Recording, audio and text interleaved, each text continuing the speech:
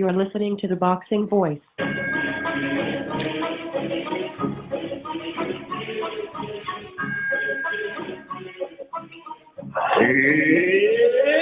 showtime!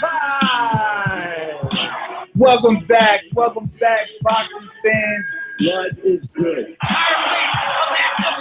Blood is emotion. Too much blood coming out of the eye. Blood is a story, a different deep dive into blood pouring right into his eye.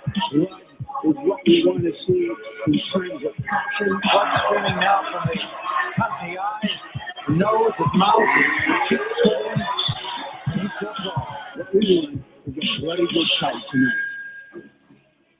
We have Heather, the Heat Hardy. Is this you? Listen, me. I think I need to talk to you every night because you make me smile and blush over here. Never been a lame-o, never been a lame-o. Yeah, I love the script. I'm okay. Yes, sir. Yes, sir. And that's the good thing about UK. That's why I can't hate on them guys, man. They love fucking boxing. Nobody's in England. They're all bums. It's man with this idiot that said, yo, son, you're going to get your ass beat by Molina, son. Are you fucking kidding me? He's overrated. You can push it for me right now. Yeah. Let those gifted hands go. Get out of here, Bert. Go home. You're not the final first to be. You're not even ready. You want the final first to be. BoxingVoice.com. That's why we use the word.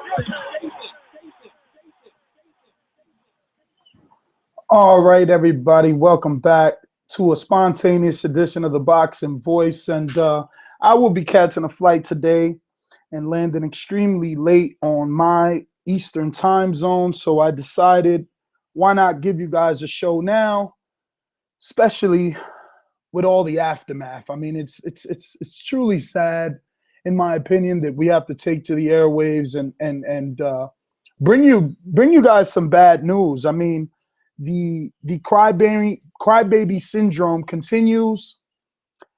There's a whirlwind of excuses.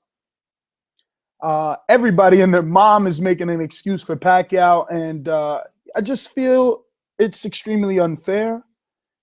It kind of makes me the resident Floyd Mayweather nut hugger, as my listeners would call me. But is anyone going to defend this guy? I'm still seeing tweets and messages about how it's his fault the fight turned out this way when he's been fighting like this forever.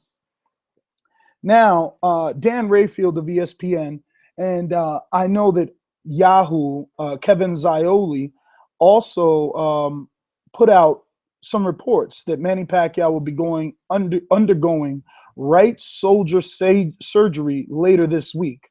But this began as a disappointing excuse. And you can check out our article. We've covered the story as well. Tim Bartolini definitely put an article out on boxingvoice.com, so head on over and check it out. But it started off as an excuse, and a lot of us took it as just that, as an excuse, as a reason why.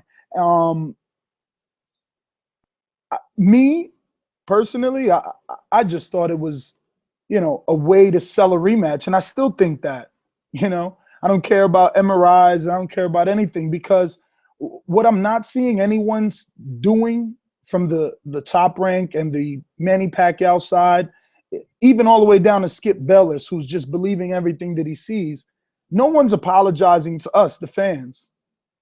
What about our $100? What about the people that came to Vegas, flew in expecting 100% Manny Pacquiao? And if this injury is true, ladies and gentlemen, well, then he lied to us. Why would you do that? Friday before the fight, Bob Arum told Stephen A. Smith that Manny was 100% and there was no way he was going to lose to Floyd. This was Friday before the fight. So then Sunday, he tells Kevin Iole that they had a shoulder injury from a month ago. Now on First Take, they go as far as to saying that he had the same exact injury that Kobe Bryant has. And I don't watch basketball, but Stephen A. Smith surely shut that down, because when Kobe had his injury, according to Stephen A. Smith, he said that he left the court. He went to the locker room. He was done for the rest of the game. Yet Manny still threw 400 punches with a torn rotator cuff. He still raised his hand as if he won in victory with a torn rotator cuff. But then all of a sudden after the fight, we see him in a sling with a smile. Listen, I just want Manny to be gracious, man. At the end of the day, there's plenty of welterweights out there. And it's not like we would top them over Manny if the rematch was an option. It's not like we would say, no, we've seen Manny. Let's not see Thurman. Don't give Thurman a chance. Give Manny that chance. We still would say it. We still would. I mean, we've seen Marquez 4 times. We've seen Castillo 2 times. We've seen Maidana 2 times. If these guys got rematches, Manny could get a rematch. We don't have to discredit Floyd. We don't have to be Skip Bayless and come on here and say that it would have been a different fight. There was no evidence of that. You know, Floyd is the monster that we made him to be, man. These are the things that he says before every fight. Every time he beats a guy, there's another guy. A day later, people were talking about Golovkin. 2 days later, they're talking about Thurman. I mean, does this guy get a chance to celebrate his victory? You got people all over the world, all on social media, you know, saying that he ruined this fight. Saying that he ran, but what did he do different? People believing in this injury. And let's say it's true. Whose fault is it? You know? Should I really be on Manny Pacquiao's side because he feels that if he would have told us about the injury, Floyd would have canceled the fight for good? We don't know that. But he got what he wanted. He got what he wanted. Floyd Mayweather Jr. texted Stephen A. Smith today during First Take, and well, right after First Take. And obviously Stephen A. Smith forwarded that message to Skip Bayless, and Skip Bayless relayed that to his viewers on television, saying that Mayweather said, without a doubt, he would take a rematch a year from now or a September from now. Whatever time Manny needs to get ready, he would do it again. Why? Because he's seen what he did, and you've seen it too. Don't be fooled by this propaganda. Again, I'm not saying that the injury isn't fake. I'm not saying that it's fake. I'm not saying that it's not. Whatever. All I'm saying is don't make excuses, man. Go out like a champ, man. Just go out like a champ. We're going to respect you. We love you. We love what you've done for this sport. We love the fights that you've given us. You were just outclassed. Wasn't any shoulders. I didn't see his shoulder hurting when he had Floyd on the ropes, landing the flurries. I mean, could someone explain that? I'm no doctor. But what? It didn't hurt? Was it the adrenaline? I don't know. You tell me. Why, for the biggest fight of the century, does it have to be these type of excuses? Why do we have to wait till someone's gone to appreciate them? It's just ridiculous to me. The guy is one of the best to ever do it. Whether you don't want to give him credit for being the best ever, he is one of the best to ever do it. He outclassed a pound-for-pound fighter, someone that we thought was light years above the rest of the welterweight division. He made him look like a C-class fighter. So obviously there has to be something wrong with him, because Floyd couldn't have did that on his own. No way. The other 47 guys, those guys were bums. They weren't Pacquiao. They were bums, so Floyd could do that to those guys, but not Manny Pacquiao. For Manny Pacquiao, there was an injury. He had a torn rotator cuff. There was an injury, okay? We got to let him get a pass. We have to see the rematch because he fought a one-handed man. Manny Pacquiao didn't throw many rights. Let's not forget that he's not a fucking orthodox fighter. You know, the right hand isn't his power hand. No, Skip Bayless, this casual fucking fan, you know what he says? Oh, well, he throws combinations. He needs the right hand to get those big combinations. Oh, so what I seen, that wasn't a combination punch? You know, those flurries, they weren't combination punch. What were they? What were they? I mean, someone educate me. I don't even know what they were. Because they're not combination punches, according to Skip Bayless. Because Floyd didn't fight Manny Pacquiao. He fought a handicapped Manny Pacquiao. And, you know, Skip Bayless, it's just sad. He didn't honor his bet. He wore the TMT hat for like 20 minutes. Then he talked shit about the manner in which the hat was made. You know, not only do you not want to wear the hat, but you're gonna call it a cheap hat too. I mean, at what point do we start to realize that the people that are in the positions of power in media are just haters or have an agenda? I mean, is there that much love for Manny Pacquiao that you have to say he was a one-handed fighter? That in order to half-heartedly honor your bet, you have to down a product that Floyd Mayweather Jr. made on his own? He branded himself. TMT is something that we know, it's a household name because of Floyd. And you want to discredit that. You want to talk about the way that it was built. Next thing you know, they'll be saying he's got one of those places overseas where they're paying guys $1 to make these hats. It's just ridiculous. When do we stop and have a mind of our own? When do we stop allowing this commercial media, who is just bullshit? They're just fucking haters. It was not competitive. It was a one-sided fight. So we must find an excuse. We must. Why? Because all these big shots, all this big-time media, they always said it for many, many years, how Manny was Floyd's kryptonite. And they'd rather not walk around with egg on their face. They don't want to be wrong in your eyes. So we make up the excuses. So now there's excuses as to why. Did Maidana make up an excuse? Did Guerrero make up an excuse? And I mean, at what point do we start saying, all right, listen, fella, enough with the God talk. It's not going to be a divine intervention here. God is not getting in between two competitors. No one here deserves to be the holy fighter for God. It was a fight. God didn't get involved. And if he was supposed to humble Floyd, I guess he was busy Saturday night, right? I mean, it's just crazy. I don't understand why we have to describe. They were the two best in the world, and they still are. Must one have something wrong with him to make this okay? Is it too much to swallow that one guy is light years ahead of the other one in terms of skill and ability? Now, a tone rotator cuff. I mean, how many of you witnessed Floyd counter that right hand? If your shoulder's hurting, and from everything I read, if you got a torn rotator cuff, you're not supposed to lift it above your head in victory. But Pacquiao's Pacquiao, right? He's Superman. He's phenomenal. So let's say he could raise his hand in victory. It didn't hurt him. But he was throwing the shots too. That didn't hurt either.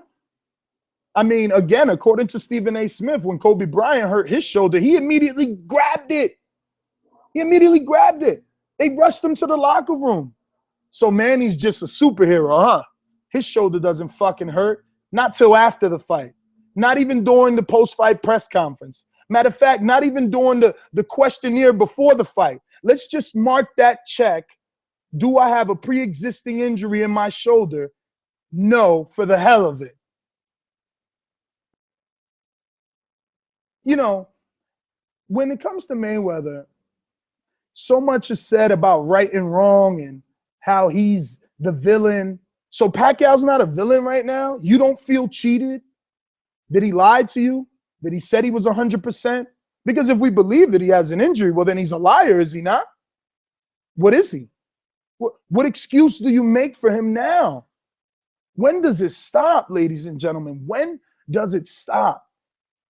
When do we just decide to be mature men and women and give people the credit that they deserve for what it is that they do? This is why this man doesn't fight for legacy. Because after he beat Pacquiao, now it's Triple G. There was a time you wanted him to fight Cotto. That was too late. You wanted him to fight Mosley? That was too late. I've even seen people saying that Floyd waited all the time that he could to get Pacquiao into this stage of his career so that he could fight this version of Pacquiao. How ridiculous is that? Now, there's one thing that I don't understand. Floyd had came out, and like I said, he texted Stephen A. Smith, and he said that he doesn't have a problem with a rematch as long as Bob Arum and Top Rank put up the money this time instead of the way that they had to put up the money, they being TMT, Mayweather Promotions. I don't understand what that means. I don't know if you can educate me, because listen, this is not me being a host of a show. We're a boxing family. You guys already know that by the way that I treat you. You know, some of the guys that got to our fight party know that by the way that they were accepted into this fight party with open arms.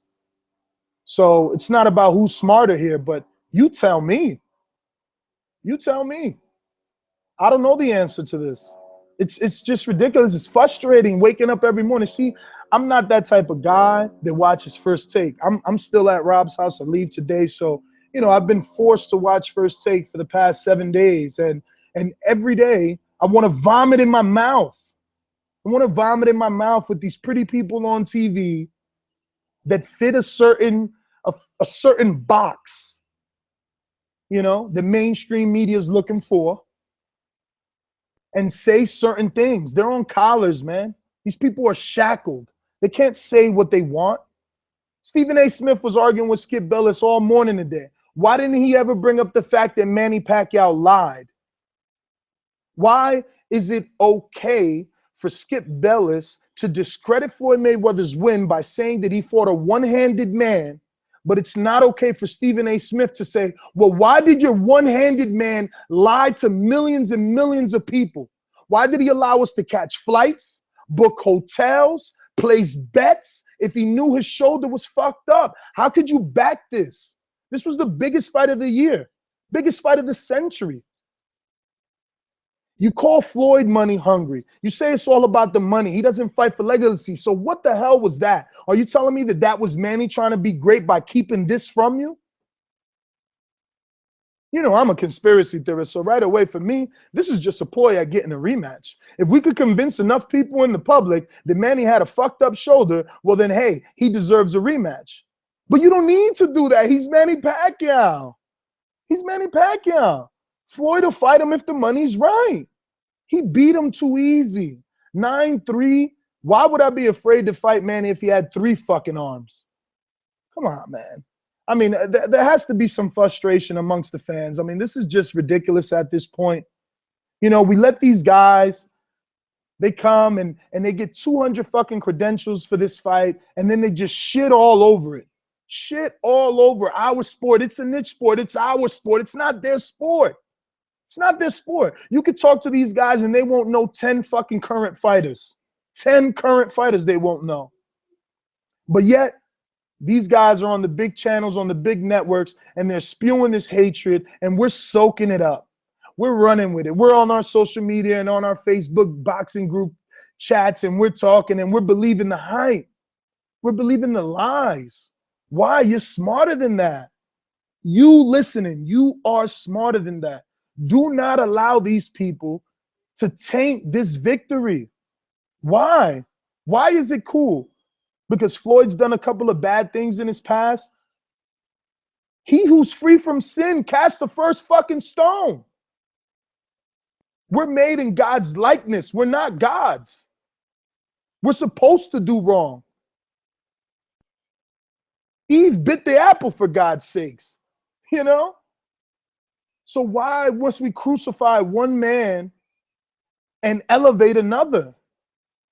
Why isn't it hand in hand? If he beat the guy that you thought was on this pedestal, how is he not on this pedestal now? I mean, it's frustrating at this point. It's upsetting. You know, I wanted the aftermath to come and this fight to be done and over, but I didn't expect this. I didn't expect 3 days later for there to be, you know, millions of excuses all over the net.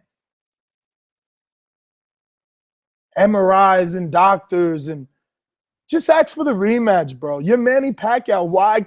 Why wouldn't Floyd give you a rematch? He's never made this amount of money. Why? But we all know that Floyd would give you the rematch. The reason that this whole bullshit PR campaign is taking place is to sell the fight to the casual fans again. We got to make them believe he was hurt. That's the only way they'll buy a rematch. The hardcores, we're going to buy it.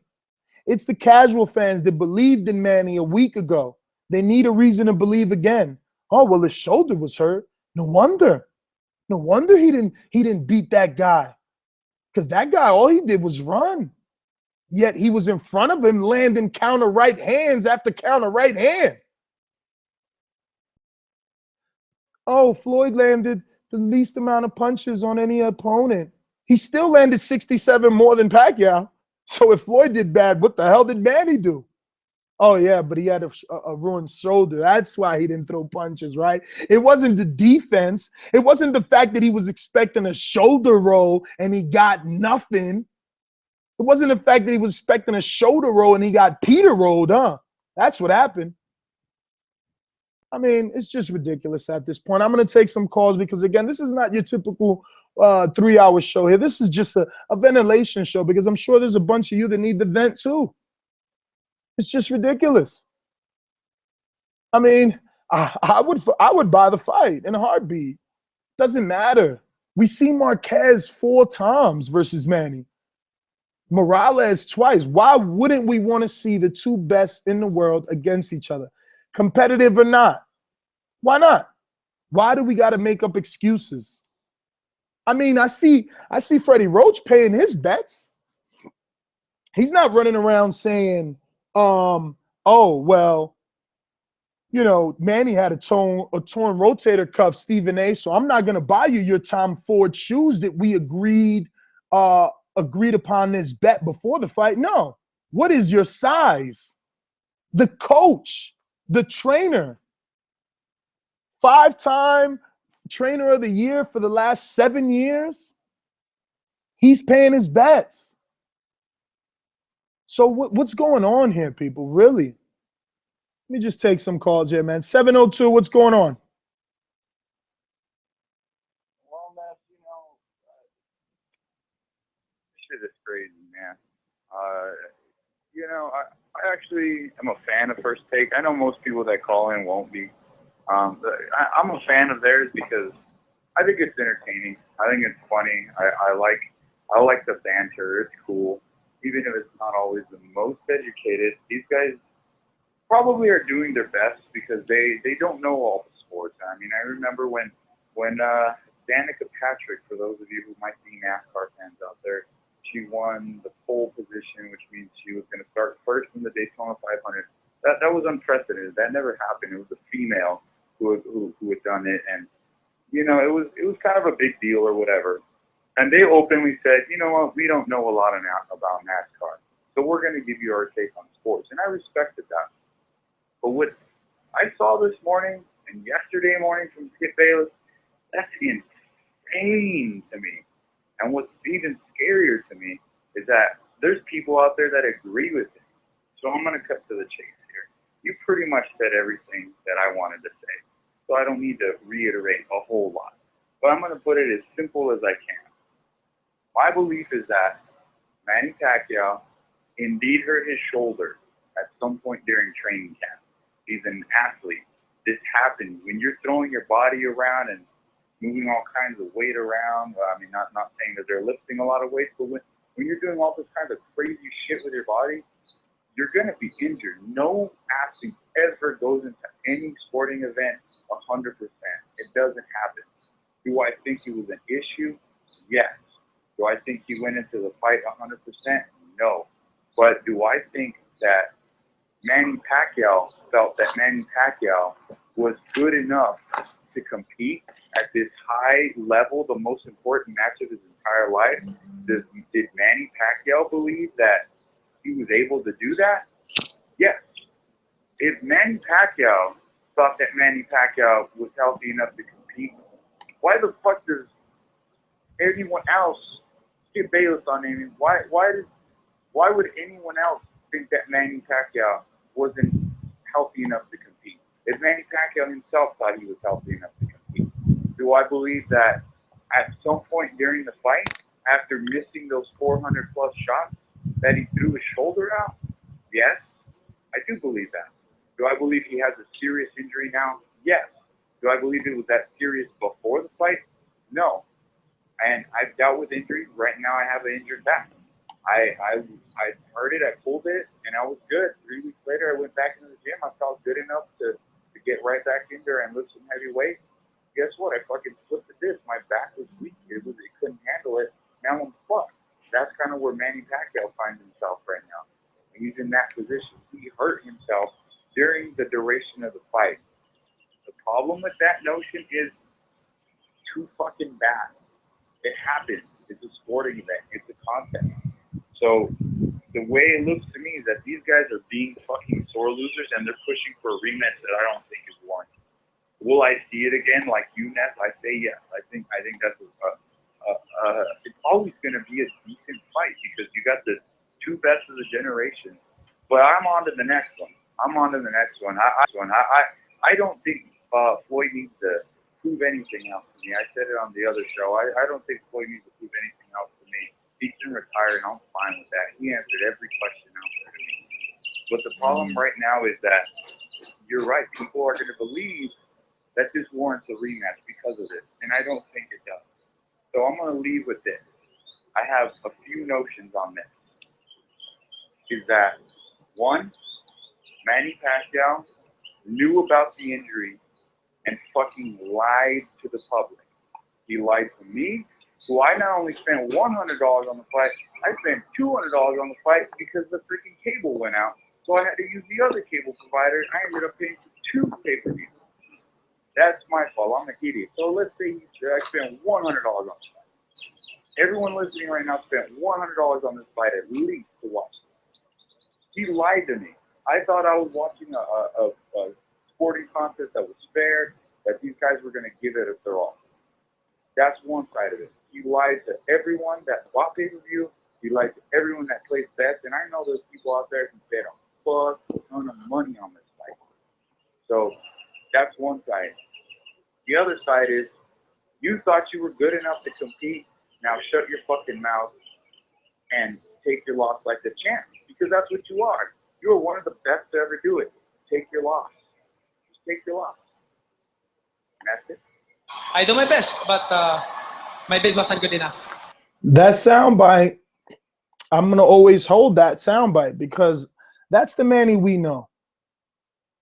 Up until Saturday night or Sunday morning, Manny's always been a good guy. But this is not right. This is not right. And you guys should truly see that. Again, it's hard to sell a rematch when you got your own network saying things like this.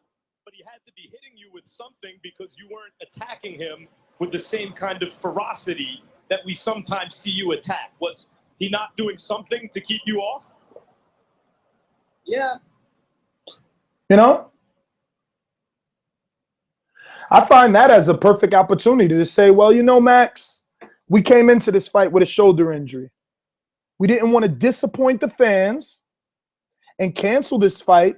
We were afraid Mayweather would get upset at such a huge promotion being canceled and move on to the next opponent. You say that and you win the hearts of all the fans. But you say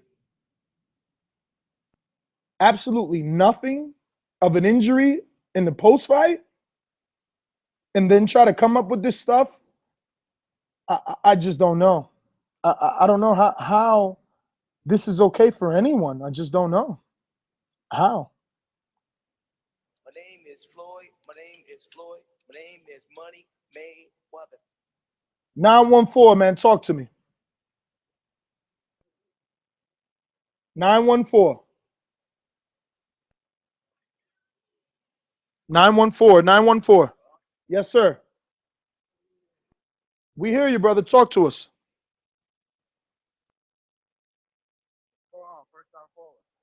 All right. Well, let's properly introduce you here because I don't got no shoulder injury. I could definitely make it to the soundbite. Oh, That wasn't meant for you. That was for Pacquiao. Ladies and gentlemen, making his professional debut, he is Nicky Starks. What up? What up, Nicky Starks? What's going on, man? How you doing? Glad to be on. Man, I'm a bit frustrated, man. I just, I felt like this was the pinnacle of boxing, and that excuses wouldn't come into play. It would be all about the two best fighters giving us the best performances of their lives. And one man did that. Well, actually, both men did that, but one man is trying to erase what he did. I definitely feel you on it, and I understand it completely. It is kind of crazy what the media is doing and everything. But can you say, when you watch that fight, that something was wrong with Pacquiao? No. Honestly, listen, nothing in that fight indicated to me that he had a hurt shoulder. What I seen was a guy that in the past had showed us a jab could befuddle him. Bradley showed us that. What I seen was a guy that in the past always got hit with right hands. Bradley, Algieri, Marquez, numerous people showed us that. And then what I seen Saturday night was a guy that had all those tools. He had all those tools at 10, and he put them together. He put them to work on someone. But to beat him, right? For Pacquiao to beat him, what do you got to do? Throw those punches, right around? What you mean like the punches that he threw when he had Floyd against the ropes? When he had him against, I'm agreeing with you. He did that. That was the only time he did it. How many times ago? Maybe 3 times or something like that. Yeah, maybe. Yeah. So, but like from round 1 to me, I'm not taking anything away from Floyd. I tell anybody all day that he did his thing. He won. I don't even need a rematch. But I still feel like from round 1, I never seen Pacquiao beat Pacquiao, and every other fight Mayweather fought, the other fighters did a little of their thing, and I never seen any Pacquiao. And he's supposed to be the number 2 fighter. You know what I'm saying out there?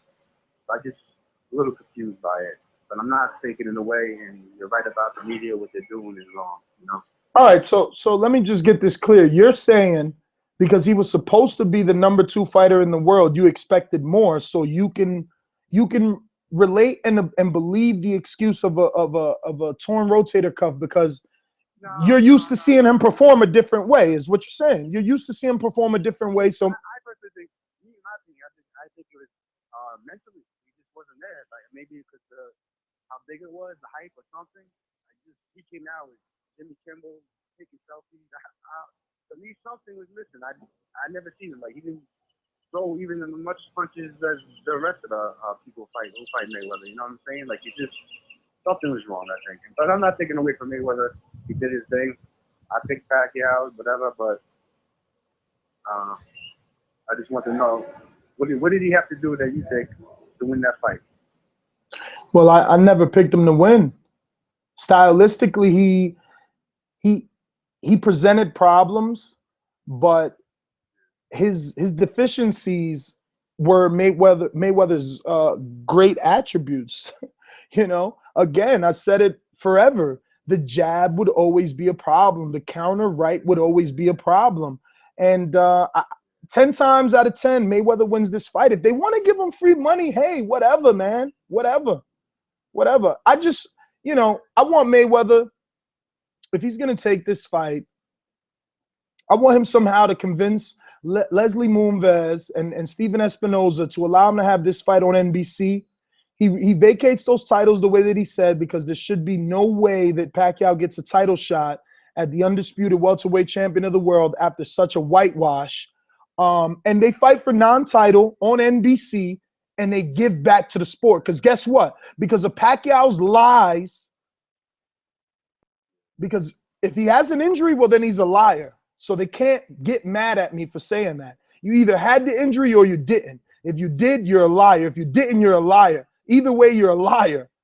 So because you fooled us into paying all this fucking money, give it to us for free on NBC. Go out like a true champion. Give it to us for free. Listen, 914, man, thank you for, participating. No problem. Thank you for participating on our spontaneous show here, man. I want to get to some other callers and just get their takes, man. See how they're living up with all these excuses they're forced to read in the media. Let's talk about Michelle Beadle for a little bit, huh? So now, not only is she done with boxing, but she's done with WWE because Triple H is backing Floyd Mayweather.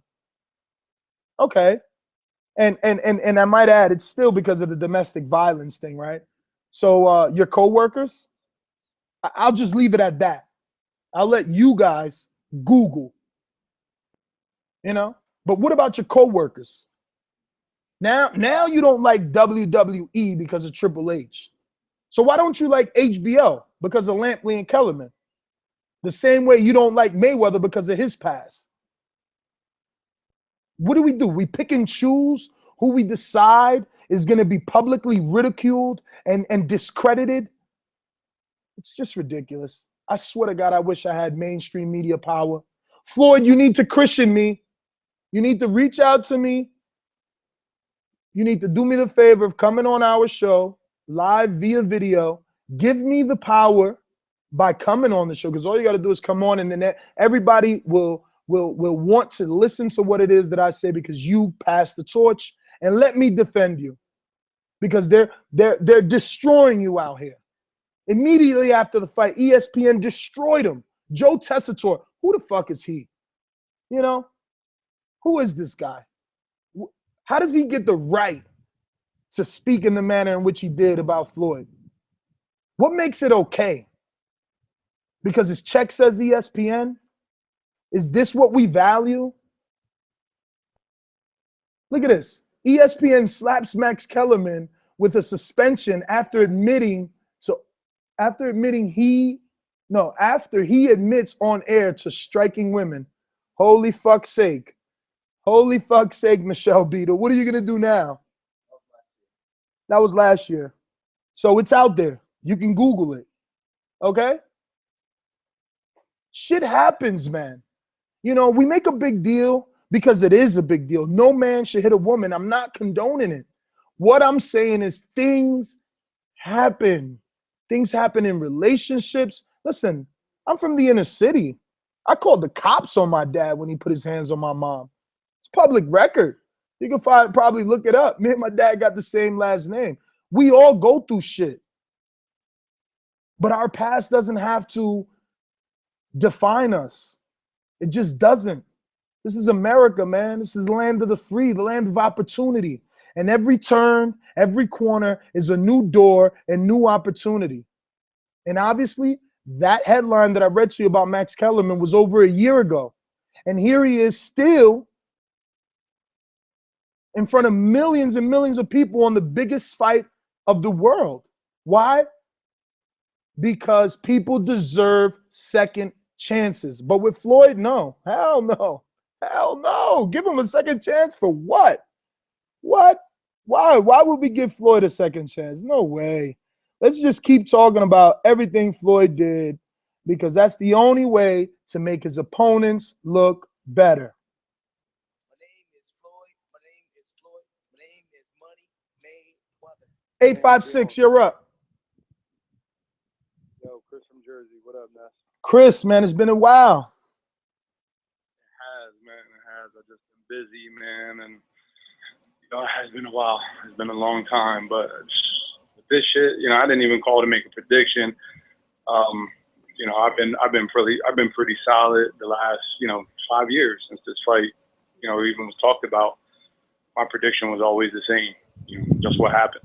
Easy Floyd victory, in typical Floyd fashion. I always said it. And to see the excuses and the way they're trying to discredit this man, it's just insane, But I kind of knew it would happen. I really didn't expect, much different. I just didn't think it would be. I didn't think it would be like this. You know what I'm saying? Come on, you coming out? I didn't think it would be like to this extent. First Take, I don't put much stock in, but even still on ESPN, the network of sports, to have a show where you got a commentator, because I really won't call him a journalist, where you got a commentator that actually says that Manny Pacquiao won that fight, 115, 113, it's just insane. It's almost like the Fox News of sports, And first it was, Floyd Floyd robbed us, basically. That's what it was. Floyd hugged and ran, and he made a boring fight. You know, that's what it was at first. And, you know, I've seen memes and videos all over Facebook and, you know, from casual people, which I really don't care. You know what I mean? I don't care. Like, people that I know don't watch boxing. They can put their little videos and shit of other people just running around, Jerry Lewis movies and shit like that. That doesn't bother me because I know they don't know boxing. But I'm on Twitter and I'm having discussions with real fans, man, with people that know the sport, you know. And, you know, they're just saying just that Mayweather robbed us of $100, that he ran, that he hugged, and you know, I'll be up front. I like a fighter that fights off the back foot. I love. Yeah, but Chris, my problem is this: what did he do different from, let's say, his last 5 fights? Nothing at all. So if you were, and that's exactly my point. If you ordered this fight, you were expecting. If you ordered this fight, and you're upset with what Floyd Mayweather did, then the reality is you were expecting Manny Pacquiao to make Floyd Mayweather do something different, and he couldn't.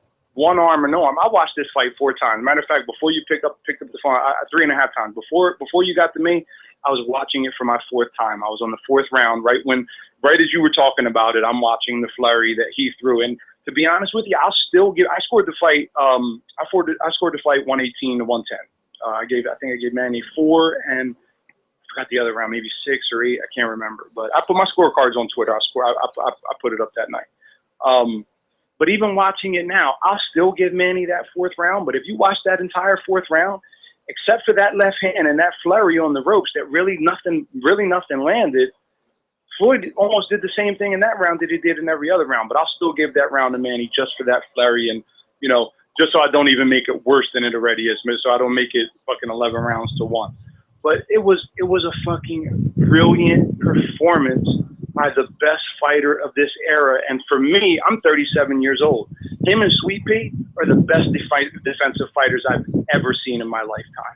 No, it's funny you bring up Sweet Pea too, because Rob was saying to me, if Floyd would have had the attitude of Sweet Pea, he'd have about 3 robberies right now.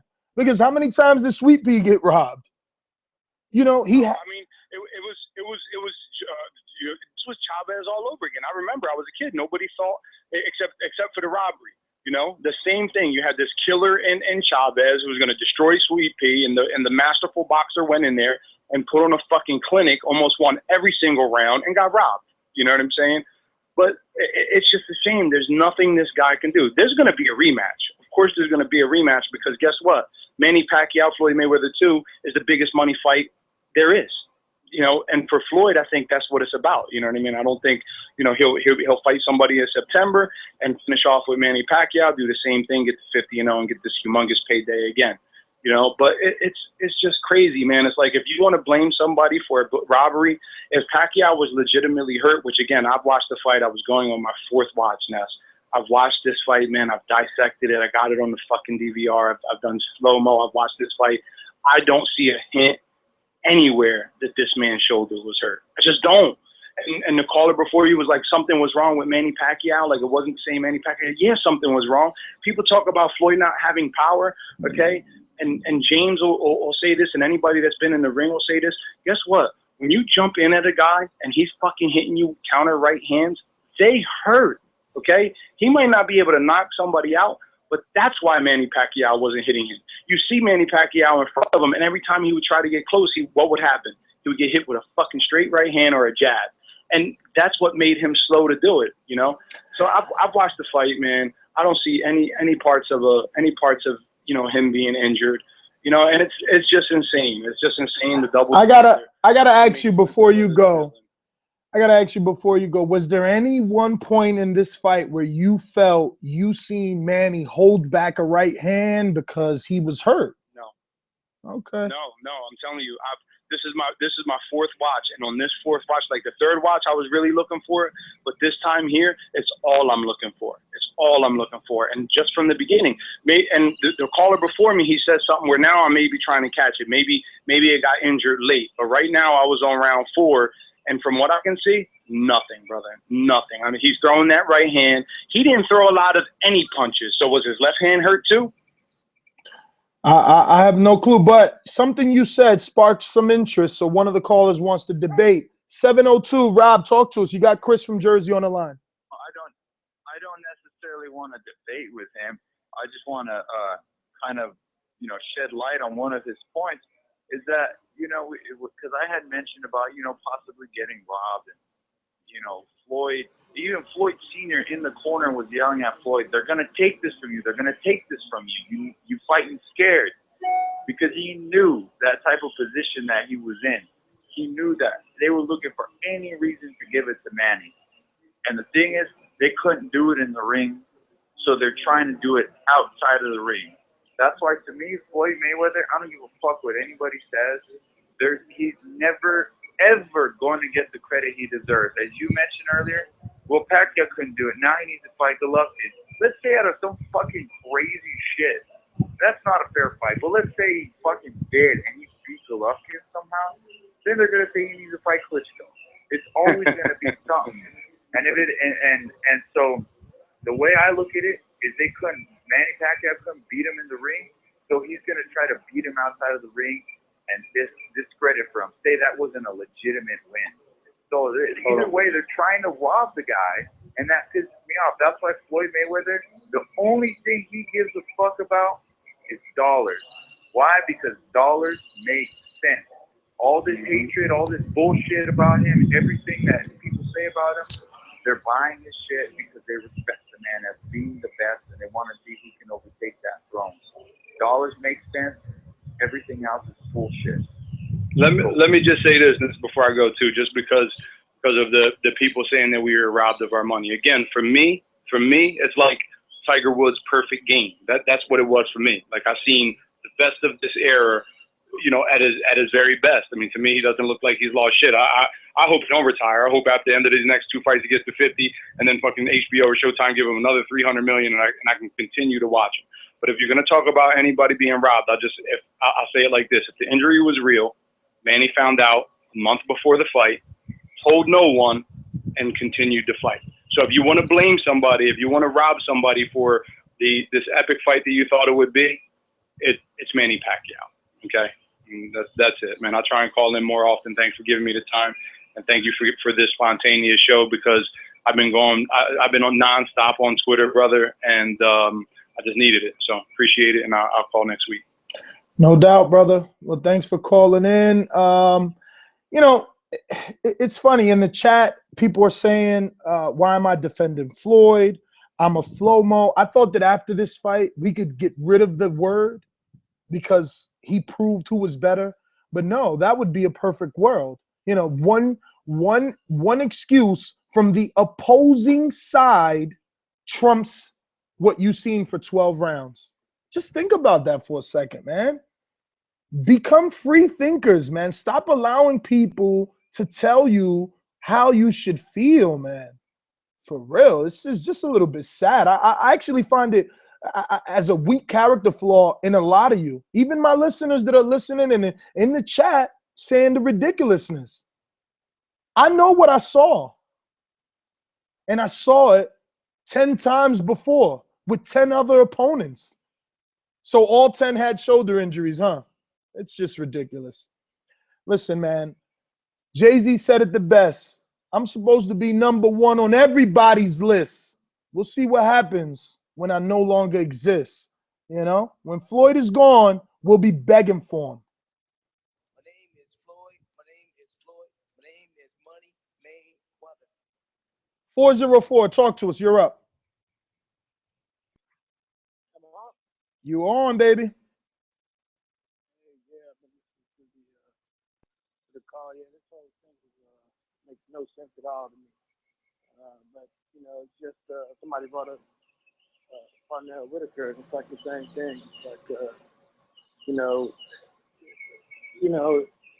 they're trying to. I guess because he beat him in the ring, they're trying to come up with some reason to discredit him outside the ring. I mean, Floyd can't win either way. Floyd's in a lose-lose situation, and I mean, there's really nothing you can do. But I didn't call in after the show or after the fight But I picked Mayweather by stoppage, but you know, he got the decision anyway, so it doesn't really matter. But this whole thing's just crazy, man. I was really just calling, just listening to the show, but man, ESPN's bugging. They bugging on this domestic violence stuff, man. It's just crazy. They are, man. But all right, brother. Well, thanks for calling. I'm gonna place you on hold. You can continue to listen. I want to see what this chat is saying. The YouTube chat is the weirdest and the most ruthless, and I'm pretty sure they're saying some stuff here. Let's see. Pack tards, take your lick. It's supposed to say lick, or no, take your L like a man. Okay, I guess that's right. Ness, you're ducking chemo, and everyone else trying to call in on Skype. Obviously, I'm still in Vegas. I don't have the studio equipment here. It's impossible to take Skype. I'm sorry. You should be happy that you're at least getting YouTube and Block Talk. I mean, I swear.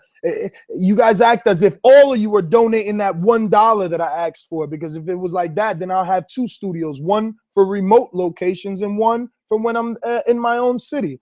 But I'm trying here, my friends. Bear with me. One day we might get to the level of Skip Bayless, and we could tell lies in front of millions all day too, if that's what you want. You know. Let me see here. I just want to play this really quick. It's pretty cool.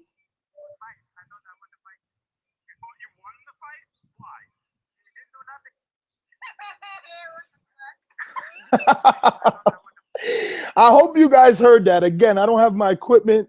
I'm assuming you did hear that, but that was Randy Caballero made his own video. This is another fighter, a champion, and he cannot be discredited just because he doesn't have the same resume or lengthy resume of these other two. He still is a kid, right, that has shown true grit, true balls. He's gone to 2 different countries, and he won his title overseas. Respect him the way you respected Timothy Bradley when he went over to the UK and beat Junior Witter. Respect him the way you respected Terrence Crawford for going to Scotland and beating Ricky Burns, and anyone else who took the airplane to another country to fight in hostile territories, okay?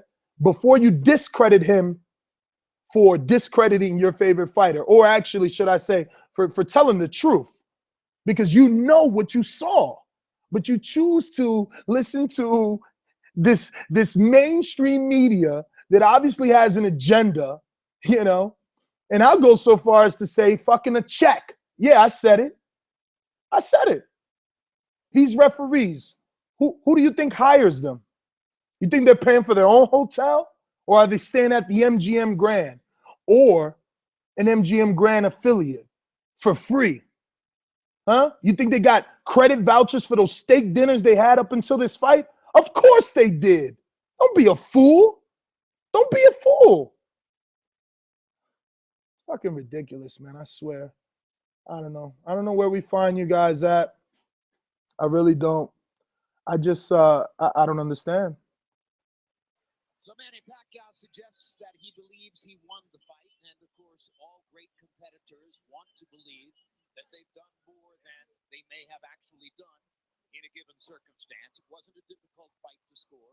It was a clear Floyd Mayweather win by unanimous decision. At the end of the day, it's yet another indicator of the competitive greatness and the difficulty of beating this particular man. And I just applaud Jim Lampley for saying that. Competitive greatness. The difficulty of beating this particular guy. You have to find out what is the mystery and how to unlock it in order to beat him. Someone in the chat said defense doesn't win fights. You're right. Those counter right hands win fights. Those left hooks win fights. Those jabs to the body win fights. I mean, if this fight was a track meet, why are there so many great pictures from all those awesome photographers that covered this fight of Floyd hitting Manny in the face? Where's the pictures of the hugs? You know? 613, you're up. 613, you're up. Talk to me, brother. All right. That's the way I like it, man. We need to do some more early spontaneous shows.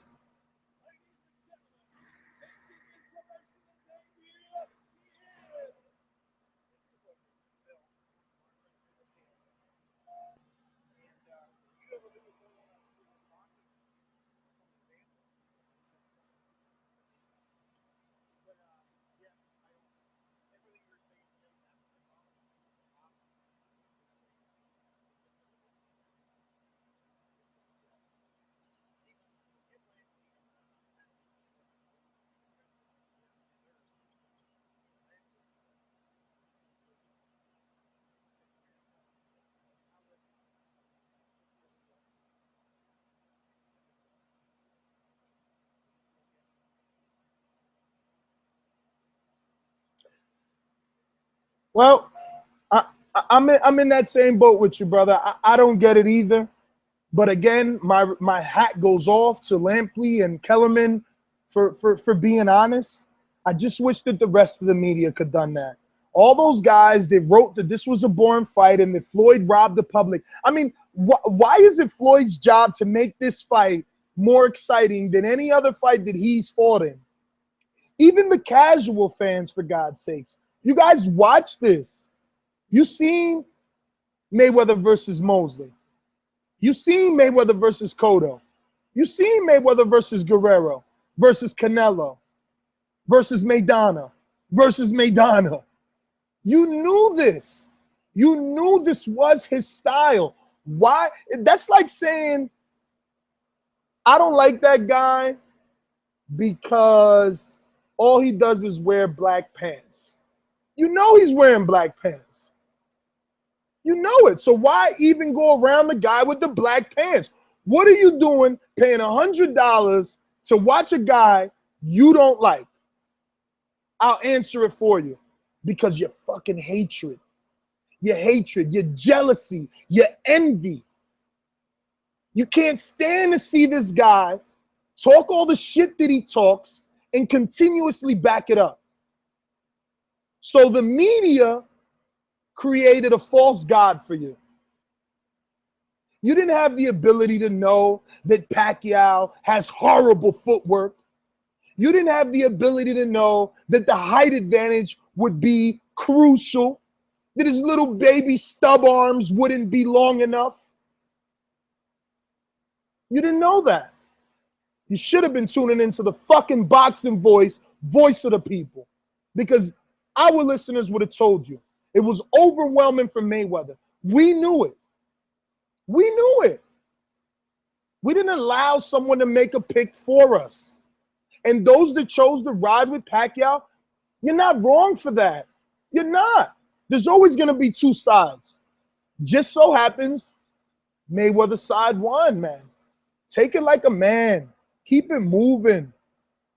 All this crying and bickering, man. It's just ridiculous.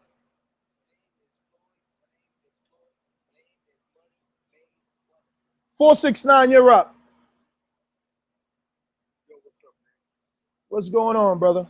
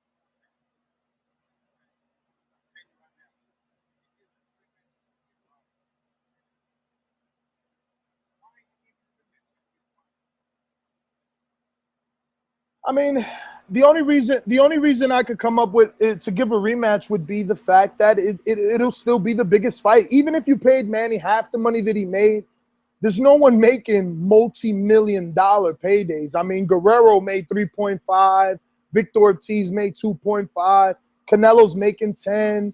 You know, Cotto got that 50 for 3 fights, but he's making the type of money that Mayweather and Pacquiao are making. So I could see Floyd. That's why he's not getting involved, because he knows, like, why am I going to say Manny's lying about an injury? Why am I going to say he's making excuses? This fight was so easy. Hell yeah, I'll do it again. Hell yeah.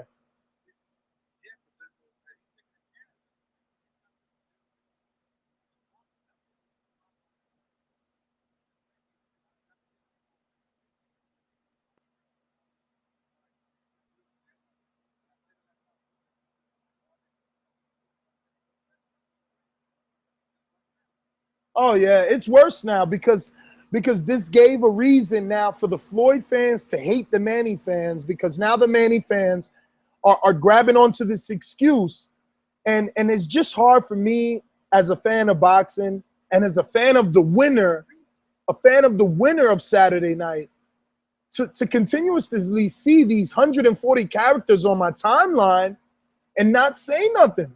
To see this commercial media lie, it's ridiculous.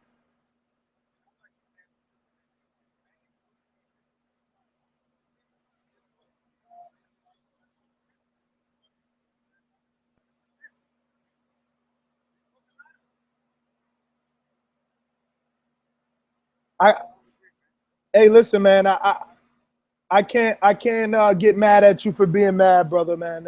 We're gonna have to deal with it. You know, we don't count in the grand scheme of things. Us hardcore fans, we don't count because they know we're boxing addicts. We're gonna pay for it anyway, and that's why they treat us this way. But listen, Miguel, man, thank you for calling in on this spontaneous show, brother, and keeping the boxing voice alive whenever we go on, brother. We truly appreciate it.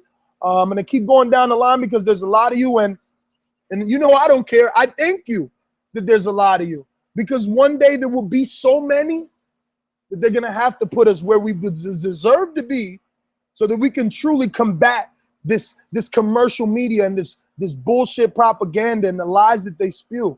But only you guys can bring us to that level, man. And again, thank you for tuning in.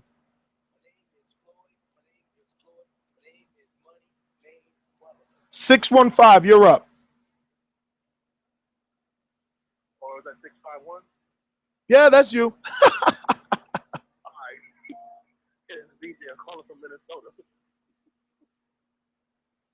Talk to us, brother. Not a thing, man. I just wanted to ask. Did you see what Herm Edwards said on ESPN today? Nah. I didn't see that. Hello? I'm sorry. I muted myself. No, I only seen First Take with Stephen A. Smith, quote unquote, in a remote location because it was his day off, and Skip Bayless wanted to argue about lies. Okay. Well, Herm Edwards was on there today, and he was basically talking about the difference between other athletes and boxers, and which I felt he made a valuable point, is that in other sports, you know, random athletes, when they get hurt or they get injured, there's more protection for that guy because of the type of sport that he's playing, or that he's covered in the sense of the type of sport he's playing. Where versus with Manny Pacquiao, he's saying that he has a shoulder injury. He's in there alone. He's by himself. He's going out there by himself, taking a risk. So with him knowing that he had this injury, so to speak, with him knowing that, he knows that there was a possibility that he could be cheating out his fans, he could be cheating the world, and not giving the people, a 100% show. And he was talking about that, and I applauded him for that, because he's the only person that went on ESPN and actually said something that has a little bit of validity. Because Skip Bayless is full of shit. And anyone who watches First Take knows that he's full of shit, and he's always for the quote-unquote underdog, which is not a bad thing. But it comes to a point where you have to sort of censor the bullshit. point, for example, Manny Pacquiao, to go in knowing that he had this issue and then to not check that you need, any sort of, not to report any sort of injuries to the commission prior to the fight, or not even that his trainer did it or that Aram did it, whatever the case may be, and then you don't get approved for the shot that you request for, well, no duh, you said there was nothing wrong with you, so we're not giving you a shot. So I just think, honestly, because of that reason, he's going to get the rematch. And even Mayweather even said himself, because I've seen it on ESPN earlier, that he would be willing to give him. He'll fight him again. He said he'll fight him again. And I don't blame him, just so that people won't have another excuse to say, he lost because of the shoulder injury. Give him the rematch. And however you guys work it out, it don't matter if it's on pay-per-view. I'll buy it again because I'm a hardcore fan of boxing. I don't care who it is on pay-per-view. I'm going to buy it. It could be Canelo on pay-per-view. I'm going to buy it. It could even be Tim Bradley on pay-per-view. I'm going to buy it because I'm just a hardcore fan. I love boxing. So it doesn't matter who it is. But to make my point, it will be a rematch because of that. That's what I think. He'll give him the rematch. He'll have a fight in September, but sometime next year when Manny gets better, they're going to be in negotiations again, and they're going to fight again. But I think it's all BS, and that the people on Manny's side should not be mad at Mayweather for beating him. They should be mad at Manny for not telling the truth. But that's all I got to say. All right, brother. Well, thank you for calling in and absolutely giving your take. And you're right. I think that the blame should be put on Manny. I mean, ESPN, the only good thing that I've seen is the one hashtag that says blame Manny. And you're right. Blame him. Why didn't he tell the truth? But I'll tell you what, guys, I got a special treat for you.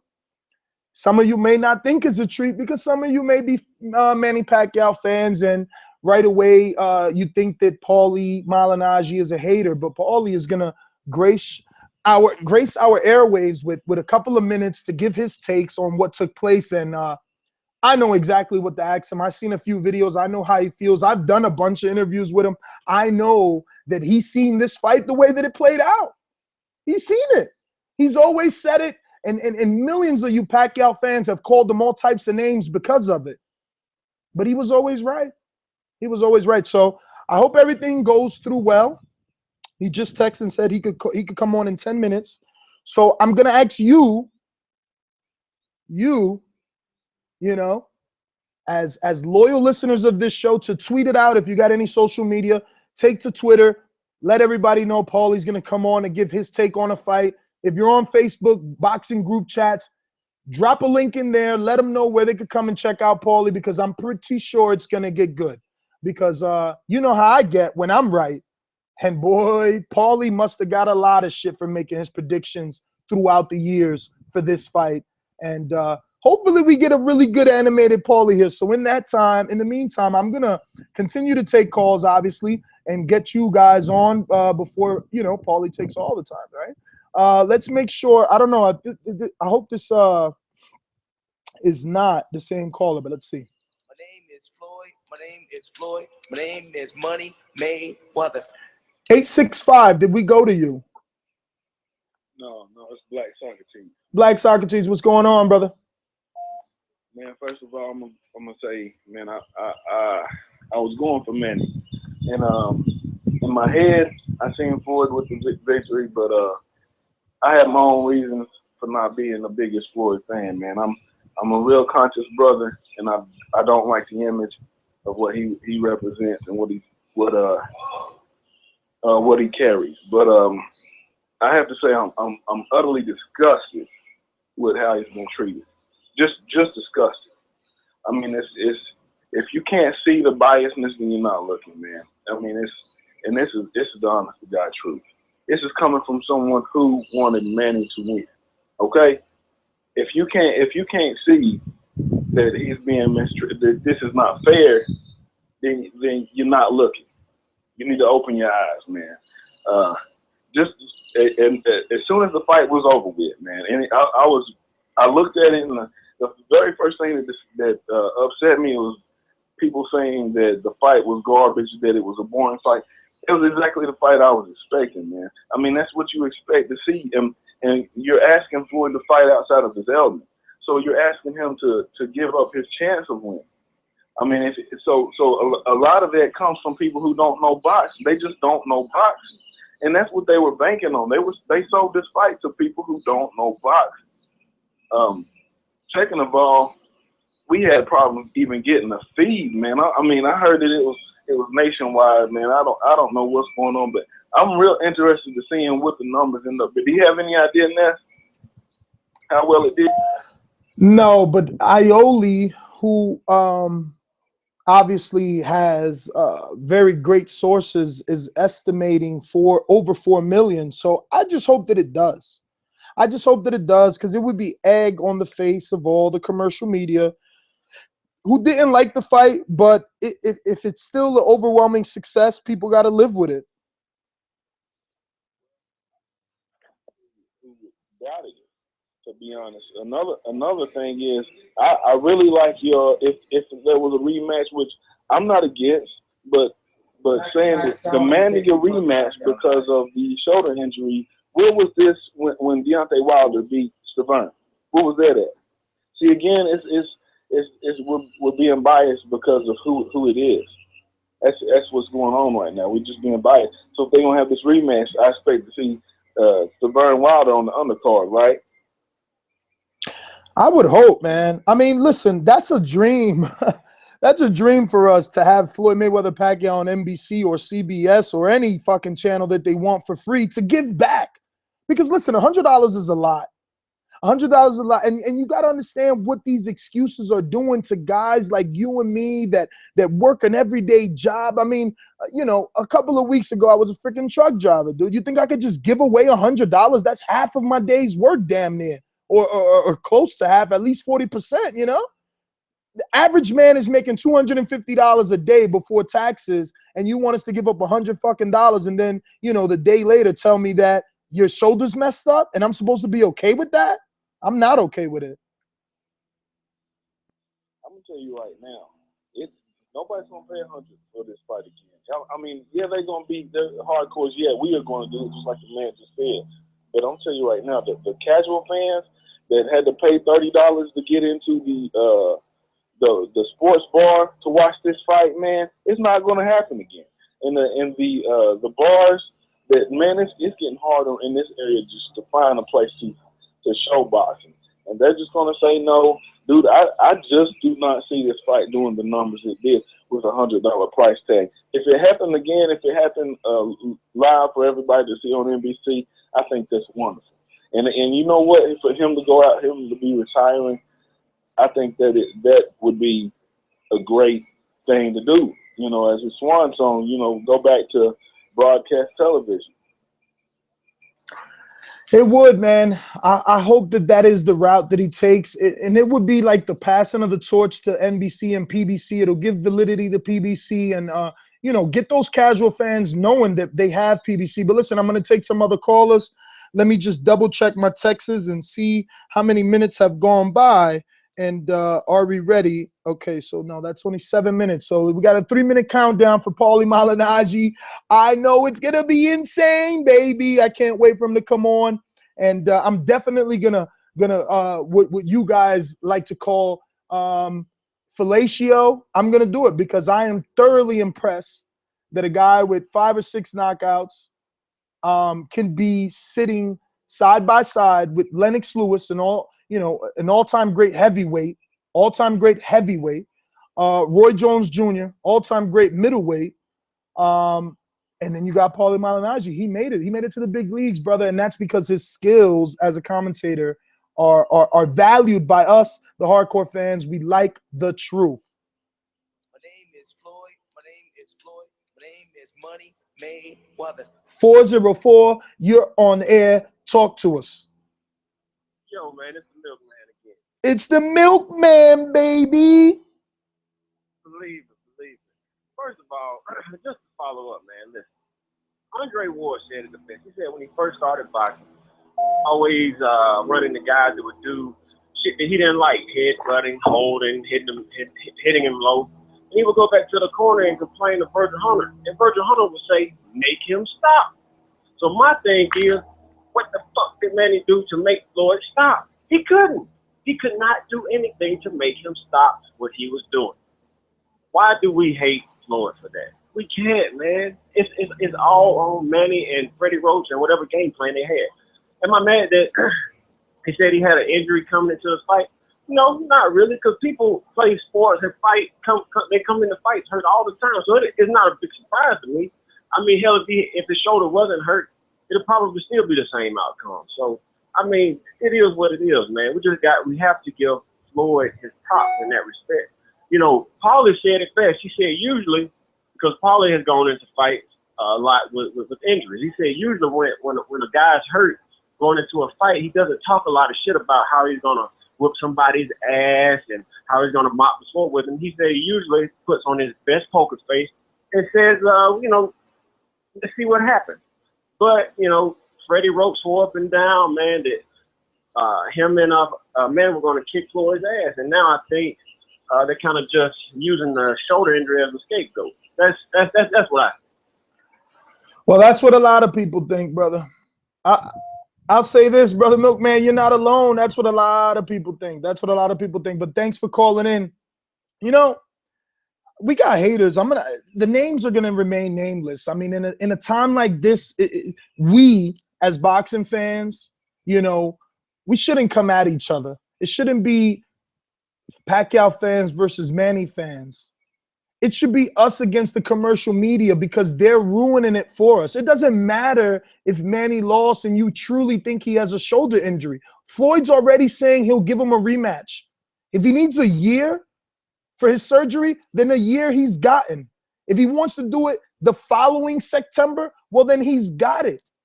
Why must we discredit? Why must we, you know, I see guys out there, you know, that made their name on this show, that no one would even know their fucking name if it wasn't for this show, still being upset. Like, it's ridiculous. I just don't get it. You know, it's crazy, man. We're coming at each other when we shouldn't. We should be banding together because we were all robbed. We were all robbed. If this injury is real, and if it's not, then we were all lied to. But whatever. I guess people don't mind that. Let me see. I'm going to definitely try my boy Malignaggi here and hope that we could get him on because I know it's going to be interesting. Maybe I should I'm going to take one more call or text him and say I'm going to call him because I don't want to do any slip-ups here. 623, you're up. All right, Ness, I'm going to make it quick. I think Michael Kahn fucked that up for Manny Pacquiao in terms of the paper. Do I think he was hurt? Maybe, but looking at the fight, I didn't see anything. I mean, if you could lift your arms the way he was, and you could throw that body shot that he did in the flurry, that's cool. I mean, how bad could it have been hurt? So I think that's complete bullshit. And then, the last thing I'm going to say, and I want you to pay attention to this, because Manny Pacquiao and Freddie Roach fucked up. Manny Pacquiao had no fire, had no desire. I mean, if I was a trainer, I would smack the shit out of Manny Pacquiao. Like, get up. It's a part of your life. Watch out. I don't give a fuck if you get knocked out. Go out there. And then here's the last thing. John Molina, Canelo, and Manny all said the same thing when they couldn't outbox the guy. You know what they said? The guy ran away. I couldn't do nothing. Motherfucker, you knew what he was going to do. No, you know what the problem is? Their coach never told them about one phrase called cutting the ring off. Listen, 623, do not hang up because I'm going to get back to you. So if you can hold, please hold. Paulie is ready. And I want to give you guys this treat real quick because, you know, obviously he's going to have some really good things to say about this fight. All right. Ooh. Let's go, baby. I need to get Skip Bayless on here because Stephen A. Smith didn't do a good job. Paulie, how you doing, brother? It's Ness from the Boxing Voice. Yeah, what's up, man? How are you? I'm great, man. First and foremost, I want to say, like I've been telling my listeners for the past two shows, I'm truly happy and proud of where you've come. You know, we got to see you with Lennox Lewis and Roy Jones, two all-time great fighters. And there is Paulie Malignaggi, and that's because you're so honest, which is the reason that I wanted to get you on this show. I know that you've gotten a ton of shit over the past 5 years for your prediction of this fight.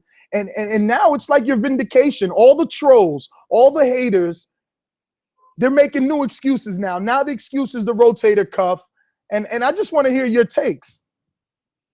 Well, I was never really biased about Manny. I was just simply speaking my mind and speaking from my knowledge of boxing about other stuff. So, you know, maybe it wasn't what people wanted to hear, but unfortunately, I know more than them, and that's kind of how it's going to be when it comes to boxing. Odds are I'm going to know more than the next person, you know, because I've done this for so long and I've studied this sport for so long. But having said that, as far as the excuses are concerned, I don't believe them at all, actually. It's unfortunate that it's come to this point that they're making excuses like this.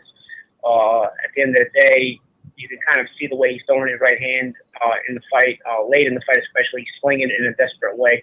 You know, when you have a torn rotator cuff, especially as they put the doctor's quote was, in quotes, severe tear, you can't even lift your arm. You can't even lift your arm, let alone throw punches. Let alone throw punches in a reckless way, which is even will hurt even more.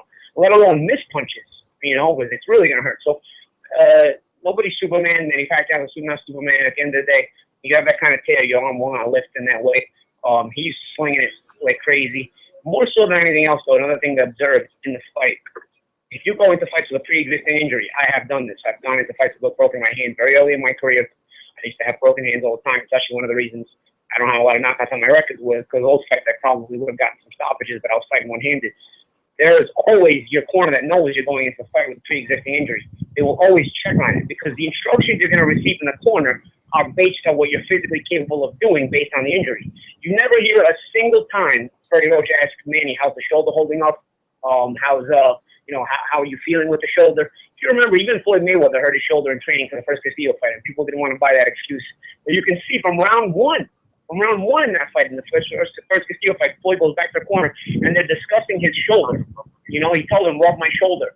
So at the end of the day, if you go into a fight with a pre-existing injury, there's always that communication with the corner, at least, in the very least, that, you know, you guys are working through the injury during the fight, because you have to work in the fight despite an injury. This is a spit in the face to anybody who's gone into fights with injuries. You know, as if Manny Pacquiao had already spit in the face of boxing and fans through the years by refusing drug testing consistently and all the time during his major heyday of his winning ways. As if he didn't spit in the face of boxing enough, he's spitting in the face of boxing more by doing this. He's spitting in the face of every boxer that's actually walked into fights with pre-existing injuries, myself included, and to know the complications that going into fights with pre-existing injuries brings to you. That guy did not have a pre-existing tear. That guy did not tear his arms or his rotator cuff during the fight. You can clearly see it because the eye test always tells you. He is swinging right hands like crazy, even late in the fight in a desperate way. There's no hesitation. The only hesitation there is in that whole fight is because Mayweather's controlling range. He's countering him. He's not allowing him to get into the proper distance for him to get off his combination. And the rare times Manny did get off and get into a distance where his combinations could be like, go, he let them go. I mean, they said the shoulder tore in the third round. First, they said he went into it with a pre-existing injury, and they said it tore in the third round. Meantime, Manny's first big four didn't come to the fourth round. You know, so again, I mean, they don't even know what to say. As a matter of fact, before any of this even came out, Fetty said he thought he won the fight, and that didn't work. He realized how ridiculous that looked in the aftermath. So then he went and invented an injury. Again, if you have a pre-existing injury, there are certain things you're going to look for in a fighter. If I felt he had a pre-existing injury, I would tell you, oh, listen, man, you can kind of tell. You can always kind of tell. There's nothing in the guy's reactions, the way he fought, the way he reacted afterwards. Nothing tells you this. The way he talked in the corner between rounds, nothing leads to anything about the guy having an injury. The only injury he had to say is ego, because he got exposed on Saturday night. That was epic. The injury was the ego. That was epic. So let me ask you a simple question here. Was there a more intelligent way of trying to spark interest in the casual public and the boxing fans for a rematch other than going the injury route?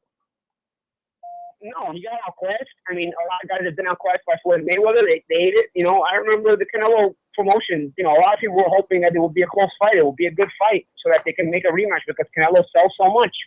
When Canelo didn't perform the way they needed him to perform, nobody went and invented anything. Nobody went and acted like a sore loser. You know, they just took it and they moved on. You know, Canelo's looked very good ever since. Hey, man, you take it and you move on. That's it. You fought the best, the guy who might be the best possibly ever, you know. So You take it and you move on. That's just what you do, you know? At the end of the day, you taint your own image. You tainting the sport. Like, you know, you got all these morons who are covering this fight that never covered boxing before. You gotta hear all their opinions now. It's moronic. It's from every angle. It's moronic. You got fans who never watch boxing or just Pacquiao fans. Everybody calls them Pactards. I don't like to use those words, but you know, they're idiots too. Like, they don't know anything. Anything Pacquiao says is like gospel to them. It's a joke. It really is. This is all a PR scam at the end of the day. And I don't even think he's going to get a rematch because there's really no point to a rematch. He got outclassed, and he'll get outclassed every time. This was the freest money you could ever make. This was better than the stock market. This was better than putting your money on Apple. This was better than any kind of investment property you could buy. Betting Floyd Mayweather at those odds, that you'll never get Floyd Mayweather at those close odds, was the best investment you could make in 2015. Maybe in the past 5 years. It was like handing out free money. So, Paulie, I got to ask you, did you lay a couple of bucks on Floyd? I might have. So now, today on First Take. In theory, I might have. It would never be a couple of bucks. Because like I said, if in theory I would have put some money on Floyd, it wasn't just going to be a couple of bucks. Because in reality, like I just said, this was the freest money you could ever make. So now on First Take today, it was Stephen A. Smith days off. They called him in. He did this whole secret interview from a remote location via stream with Skip Bayless. And obviously Skip Bayless said that his man was a one-armed fighter and he deserves a rematch. So Floyd obviously was watching, text Stephen A. Smith and said he would give the rematch either 1 year from now so that Manny could heal, have his surgery and heal because they're asking for a year off, or they could do it 1 year from this September coming up. Would you still be willing to watch it? You know, I would watch it because anytime you watch Floyd Mayweather fight, you're watching greatness and you're never going to see again. So I'm not going to not watch a Floyd Mayweather fight. Here's the thing. You're rewarding this garbage, though. That's the problem, you know? And I understand even from Floyd's perspective, he wants to always, you know, dignify himself and always make sure that, you know, people know that he's the best and whatnot. My frustration is that you're rewarding this garbage. You know what I mean? You rewarded this garbage by getting him to fight in the first place. Because let's face it, dude. At the end of the day, I'm only going to hold this opinion because there's too many clues that lead to this conclusion. If you would have focused on take the test instead of sign the contract 5 years ago, if you would have put all the pressure on him to take the test, this guy will be somewhere working in a corner store in Manila today. He wouldn't have fought in the biggest fight of his career. You know what I mean? The biggest fight in boxing in the century. You know, this guy would have been long gone already. Long gone. You know, you wouldn't have. Instead, you've already earned over $100 million on Saturday night. So you reward this kind of person already. You know, we saw the kind of way he performed with random drug testing. We haven't even seen an inkling of power aside from the Algieri fight, which was a solid fighter. But come on, he just got to this level. You know, he wasn't ready for that kind of spectacle. And come on, in reality, you know, now you're going to reward it again. You know, with this Davey stuff. I don't know. I feel like you don't reward this kind of you just don't reward this kind of low class type of behavior, man. You know, it's so loser behavior. It's frustrating to see. And it just looks so bad. And like I said, he's spitting in the face of anybody who's really got into fights with pre-existing injuries because in reality, there are fighters that have done so. All right. I mean, what are they going to do? At the end of the day, what are they going to do? They're going to get a doctor. They're going to probably do some uninvasive scope in his shoulder so that they can make it look like he got surgery. And that's it, bro. I don't believe for a second it was a tear, bro. The guy wasn't reacting like there was a tear in there. At no point in the fight can you ever realize that there might be a tear. The guy is swinging right here. He's throwing them so reckless that had there really been a tear, his arm would have fell off. Especially like they said, severe. Have you ever severe tear and you're throwing right hooks so wild, so crazily? You know, especially the time left Floyd was spinning it off his left shoulder, and I was missing those wild come down right hooks where he was throwing a right hook and he was coming down with it at the same time. Like, you know what it is to miss a punch like that when you got a tear in your shoulder? Come on, man. He was doing it constantly. He wasn't even second guessing the fact that he was throwing the punch. You know what I mean? Oh, come on, bro. This is a joke, man. This is a waste of time. I'm sick of this guy. I'm really sick of it. I'm sick of the whole thing. Well, Paulie, I know that you're a busy man, so I'm sure you didn't get to watch First Take. You know what else I'm sick of? I'm buying the BS. That's what I'm sick of. I've been telling you for months. HBO tried to get me off the broadcast. They don't want me to work the broadcast. He was trying so hard that I was biased. I simply exposed the man for what he is. And I will continue to do it. That's it. It's very simple. Let's move on. There's other fighters who deserve this kind of credit. There's other fighters who deserve the money for the opportunity for the hard work they put in. I'm sick of the BS. I'm sick of it. That's it. And you know what? On Saturday night, I was proven right. The fight was not competitive. The fight was not good. The fight was not worth watching. And Floyd Mayweather was the best investment you can make in the past half decade for sure. Now, like I said, I know you're busy, so you probably didn't get to watch First Take this morning, but Skip Bayless said that this is the exact same injury, that the MRI proved this is the exact same injury as Kobe Bryant. Now, I don't watch any other sports at all. These are all PR stunts. These are all stunts. I don't believe for a second. They're all PR stunts. I want to see a doctor show me the tear. I want to see that it's Manny Pacquiao's shoulder. This is all PR stunts. Again, if it was that bad of a tear, he would not have been able to do the things he was doing in the late rounds, which he was doing nothing except missing punches, but he was throwing them like crazy. You know, he was trying to every time he tried Floyd top, he was trying to throw that right hook over the top. He just couldn't land. You know what I mean? But I don't care what they say. This is all a PR stunt. And no, I don't watch Skip Bayless in First Take because you get stupider by the minute if you watch that guy talk about boxing. And I don't feel like getting stupider. I feel like I know enough about boxing. I'm not in the mood to get stupider by the day. This guy's not told you talking boxing every day. And if you listen to him talk about boxing, you're going to get stupider. You're going to get stupider. Who wants to get stupider? Who needs to get stupider? Well, I don't need to get stupider in my life. So I don't know. I don't listen to him. I don't watch him. I don't need to listen to his opinions on boxing. Like, I don't know anything about it. All right, my last question before I let you get out of here. There was 15,000 media representatives that applied for this fight. The biggest rumor of the weekend was that ESPN got 200 credentials, but there was a disservice done. Immediately after the fight, a bunch of ESPN spokespeople took to ESPN and said it was Floyd's fault. Floyd ruined the biggest fight of his career. He ran, he held.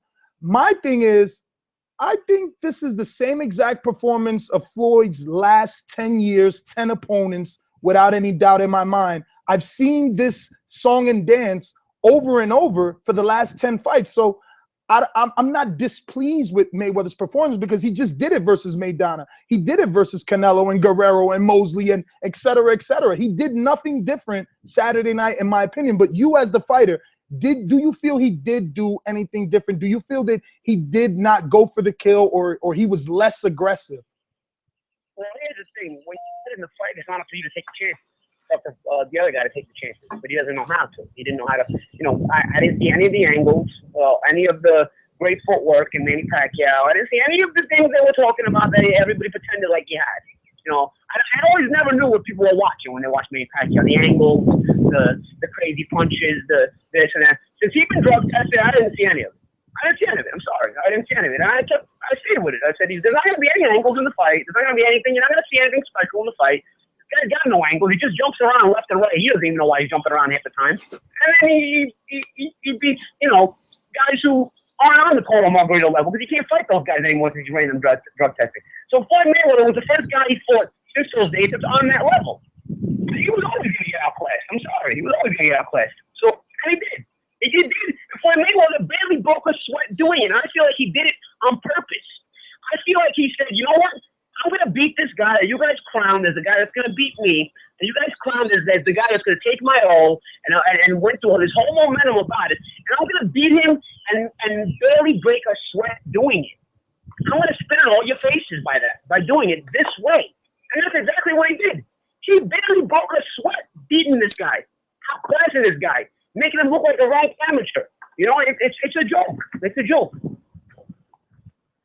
Well, Paulie, I want to thank you, as always, for giving us your time. And again, congratulating you for making it to the pinnacle of boxing as an announcer. And I hope that you continue to do that.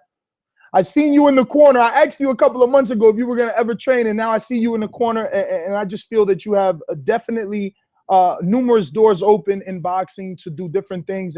But commentating is where you deserve to be and where you belong because, again, we had a disservice with this fight and the commercial media, but at least we got a guy like you that's been in the sport, has suffered injuries, and you know the ins and outs, and you can speak freely and no one can discredit you because you've been there, done that.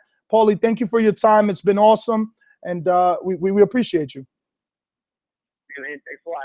No, I'm not going to become a trainer. I was just helping my friend Dom in the corner. As a kid that I know since he's 10 years old. I was just giving him my 2 cents in the corner and just trying to be supportive. He's a friend of mine. He's his own man, but I was happy to be in the corner and help him out. And I always wish him luck in the future as well.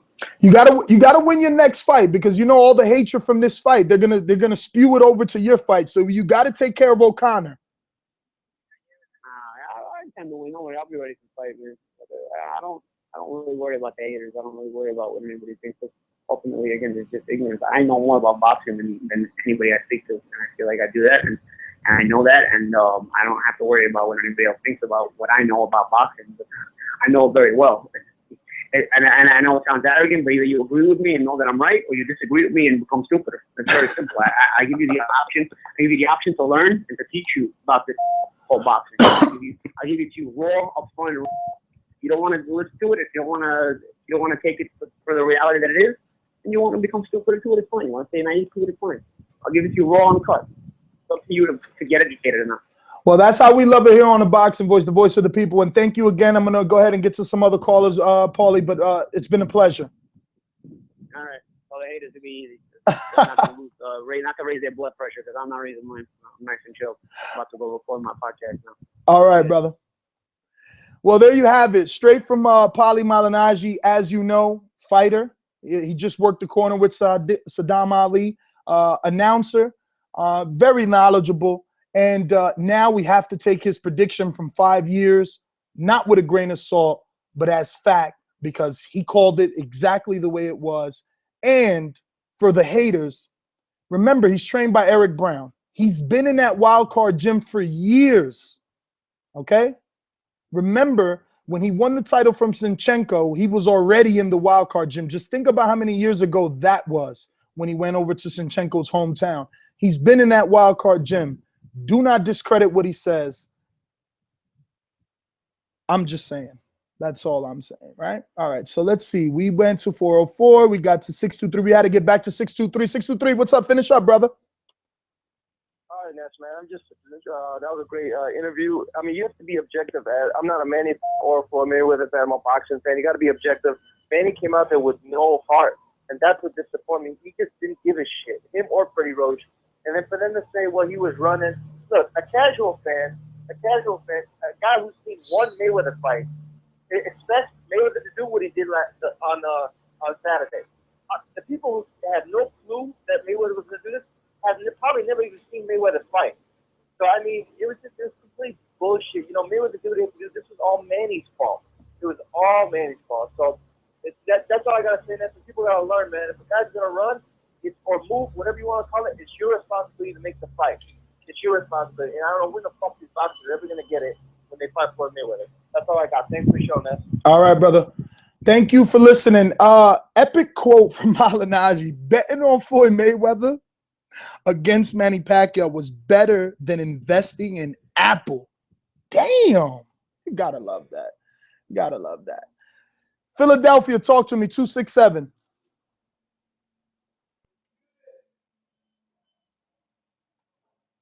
Oh, I'm sorry. I didn't even know I muted myself. What I was saying was betting on Floyd Mayweather against Manny Pacquiao was better than investing in Apple. That's one of the most epic quotes I've heard. But I just let 267 Philadelphia talk to me, brother. Yo, what's up, Ness? What's up, man? DJ Cruz from Hey, Paulie Malignaggi pretty much said it, you know, when Pacquiao first fought Cotto years ago, and he demolished him the way he did, I was like in awe of what he did to him. And then you hear all the PDB talk and all this other crap, and Floyd Mayweather Senior actually raised that point up after that fight happened, and that's when Mayweather pretty much went into the whole, everybody got to do random drug testing, this, that, the other. I done watched that fight about 6 or 7 times now, and Mayweather definitely put on a great performance. I don't know if Pacquiao was hurt, wasn't hurt, whatever it may be. At the end of the day, he lost the fight. Would I want to see a rematch? Honestly, like, he just got some saying, so maybe on free TV, this, that, the other, because I paid $100 for it. I'm going to tell you, Ness, we got a bar here in Philly. They wanted $3,800 for that fight. Wow. For us to show it. So, we couldn't bite the bullet for that. So, this was actually the first time that I purchased a pay-per-view fight in 15 years since we had this bar. Because, it's like, all right, well, I just watched it at home, and that's what I wound up doing. But I'm going to tell you what, I'd much rather have taken $100. And it was, don't get me wrong, it's a fight. It wasn't as exciting as I would have wanted to have been. And that part, yeah, we all know we was a fight. But I went there taking that money and donated it to the boxing boys. You follow what I'm saying? I get more entertainment from this than I did from that fight to me. You know what I mean? And regardless of people saying that, everybody hating on Mayweather because now he got to fight Golovkin, now he got to fight this. The reality is, man, we always looking for the great fighters to step up and fight great fights. You know what I mean? And that's just the reality. It's like if you're watching the Cleveland Cavaliers and they beating up on mom and pop teams all the time, you want them to step up and fight, and play some good competition. And that's just the reality of it. In any sport, you don't want them beating up the Bills. You want them to turn around and fight the best fighters out there. And I'm not saying you got to fight Golovkin. I'm not saying you got to fight anybody. All I'm saying is that's what we want.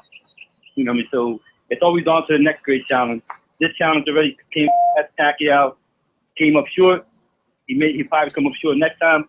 Mayweather goes down as all-time great for this era. There's no argument there. Ness, I'll end it at that. Thank you for the show, man. When I heard you coming on, I'm like, damn, my man coming on midday. It's just something, you know what I mean? But thanks, man. I always enjoy listening to you guys, and keep up the good work, man. Doing a great job, man. Well, thank you, man, for the kind words, and of course for listening. Because without you guys, we wouldn't be here. We need you guys, that's for sure. My name is Floyd. My name is Money Mayweather. 409, you're up. That's the field. This is your boy Jeffrey T. Room from Facebook. How you doing, my man? What's going on, brother? Shit, chilling, man. Hey, first of all, I want to tell you, all weekend, man, you did excellent work. Thank you, brother. Work. And I tried to tweet everything that you was doing. I saw that you retweeted some of the stuff that I was tweeting to you. Man, hey, you put everybody to shame, man, that was out there trying to grind, man. Your grind was real. I just want to tell you that. But I want to ask you a question, man. My boy Kevin Davis, I'm pretty sure that you guys know him as Corsino, made a video about Pac's gloves being confiscated. I want to ask you what you know about that, man. I heard nothing about that. Yeah, man, Pac's gloves have been confiscated. And they actually took them from the ring. I don't know what the deal is. He just made a video on it, and I'm going to text him later on to try to find out exactly what's going on, but, or what he's heard from it. But, that's pretty damn interesting, to me. What is it I have to say, man? If they fight again, I think Floyd stops him, man. It'll be a historic fight for Floyd, because I do believe that Floyd will fight in September. If they fight again, I think Floyd has a real chance of stopping them. Even a year later, a 40-year-old Floyd or a 39-year-old Floyd, I think, man, that'd be hard to go in again, coming off of a rotator cuff injury, unless, maybe he has like a fight in between. I don't know. If there really is even an injury, I'm not even sure that he's really injured. You know what I'm saying? So, that's something else to think about. That's actually a good point. But probably that's why Mayweather said the following September, so that maybe he could allow Pacquiao to squeeze in some sort of tune-up. Right. But even okay, let's say Pac fights a softy, man. Does that really get him ready for? Because Floyd's gonna fight again in September. I'm thinking it's gonna be Danny Garcia. I've been hearing Khan, but Khan was, is on record saying that September is too soon after Ramadan. I'm thinking it's gonna be Danny Garcia in September, and then that's his 49th fight. Supposed to be retiring, but if he's gonna fight Pac, I don't know, man. Who does Pac fight that doesn't beat him at this point? You know what I'm saying? Because who does? Who does he fight? They could give him Lucky Boy. They've been holding that dude on the shelf for a while. Yeah. Jesse Vargas. They could give him Jesse Vargas too. He doesn't have much power. Jesse Vargas is fighting Bradley. Does Jesse Vargas get past Bradley? Yeah, but You know what I'm saying? that wasn't made official yet. I don't think. I'm saying that on Fight News' fight calendar. I seen a headline during this Mayweather Pacquiao week saying that Jesse Vargas looms, which means Bradley Vargas looms, which doesn't indicate that it is official. But listen, Jeffrey, let me get to some other people here.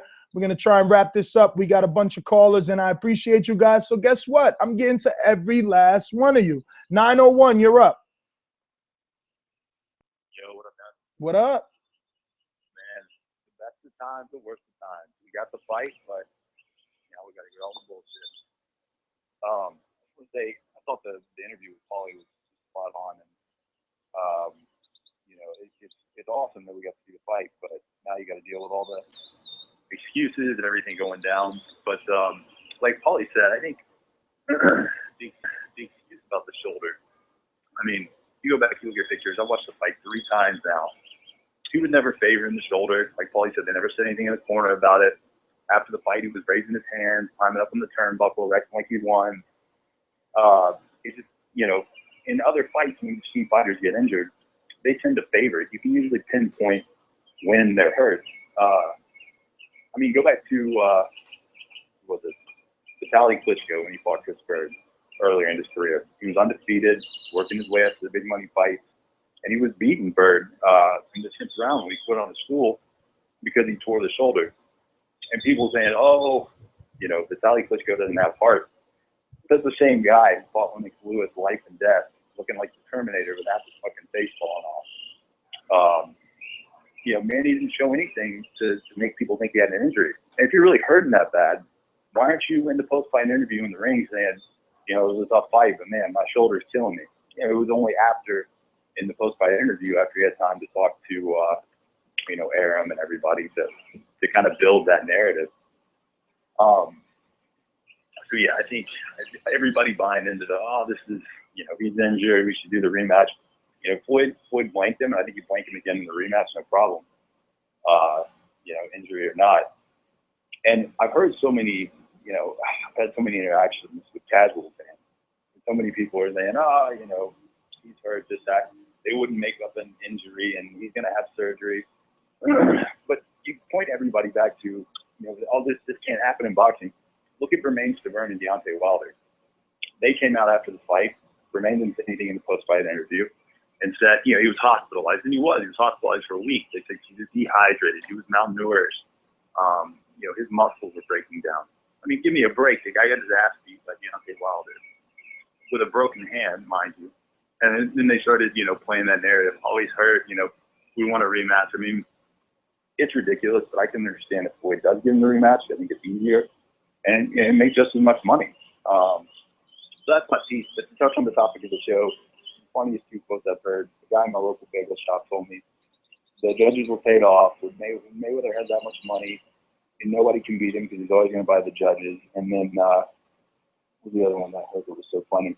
Yeah, somebody told me, a casual fan, that Mayweather's never fought anybody tough. All of Pacquiao's opponents were tough, and Mayweather just ran. And so, yeah, I didn't even waste my breath to tell him about all the common opponents. So that's all I got to say, man. You guys did awesome work building up the fight. I'm going to listening, going to keep listening.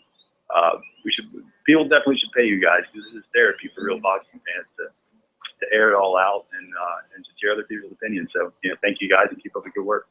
Thank you, brother. Those kind words, I truly appreciate it. I will say this, man. My last iTunes review was April 28th. Total bullshit. So get out there, everyone. This is a general statement, not to the last caller.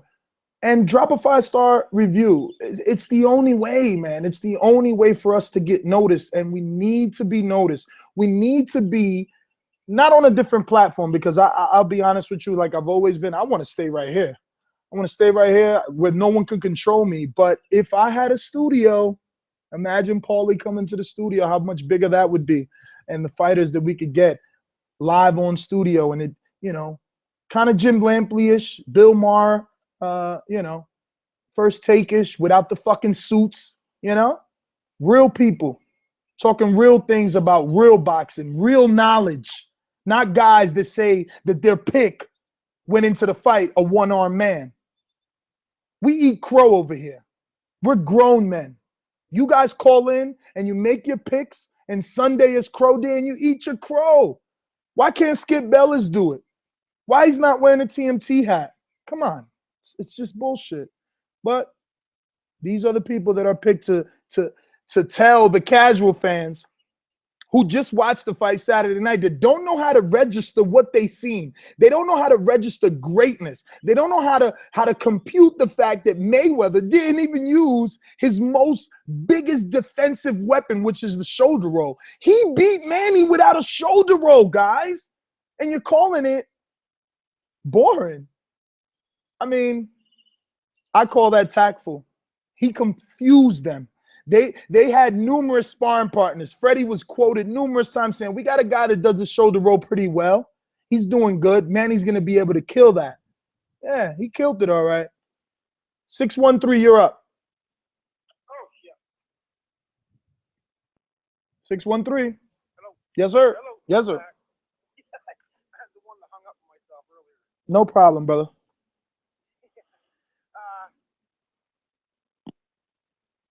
Uh-oh, I think he did it again. And he sure did. Poor guy, man. He just hung up on himself. 718, you're up. 718, we hear you. Okay.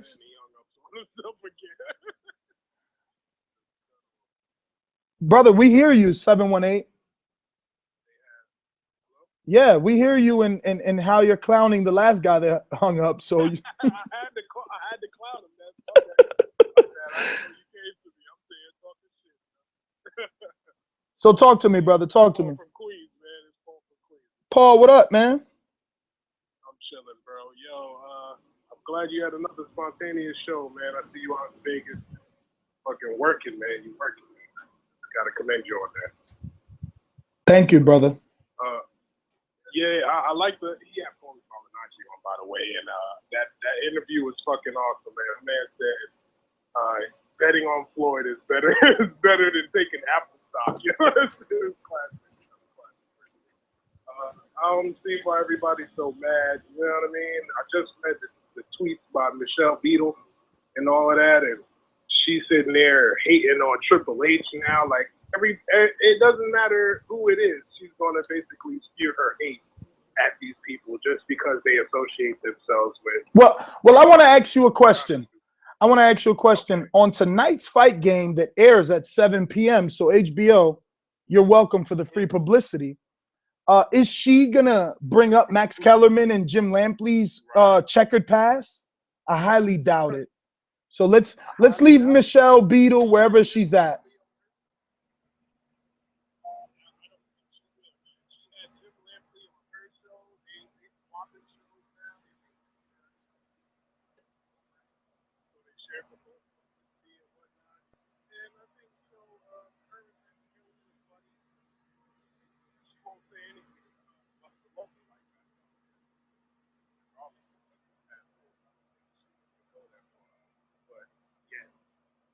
Triple H has never hit a woman in his life, not hard.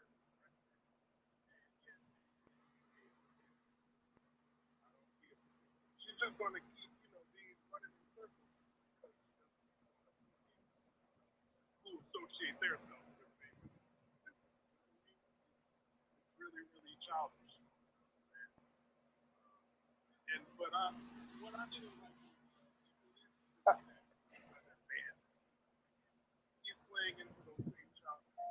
Hold on a minute, Paul. Hold on a minute. I'm sorry. I just got to address this loser here. Peter Kearns says that I wonder why I get bad reviews. First of all, my friend, I got over 600 and I only got 6 bad ones, and they're about audio. Okay. Secondly, I was not arguing with Fight Doctor because he's black and he didn't pick Mayweather. For one, he did pick Mayweather. For two, I was arguing that he was trying to discredit Mayweather's performance when usually and factually he picks every other and backs every other black fighter. So every show is on record. You could definitely check out the podcast, and you'll see that he's always backed Adonis, regardless of who Adonis' fought. I remember Sakio Bika having a WBC belt. Remember before Kovalev fought Bernard Hopkins, he was backing Bernard Hopkins. So please don't do that. Go ahead, Paul. I'm sorry. I just had to address this guy.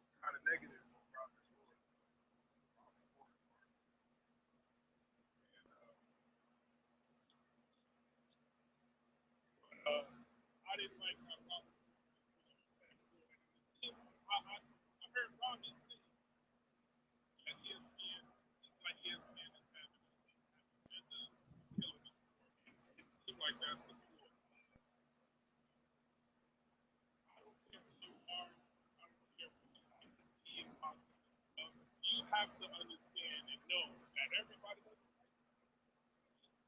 And you have to appreciate when somebody sits there and it doesn't get it. You know, if you were in a fight yourself, you would be and gloating on how much you did not get hit in that fight because the guys sit there running around like a chicken trying to find you. So why is it bad for Bayless? It's bad because the media hypes Pacquiao up and made him think like this big monster. You conquer him, you see your point, and put his imposes will on him. And he just didn't act like that. Now everybody's mad, but I see this really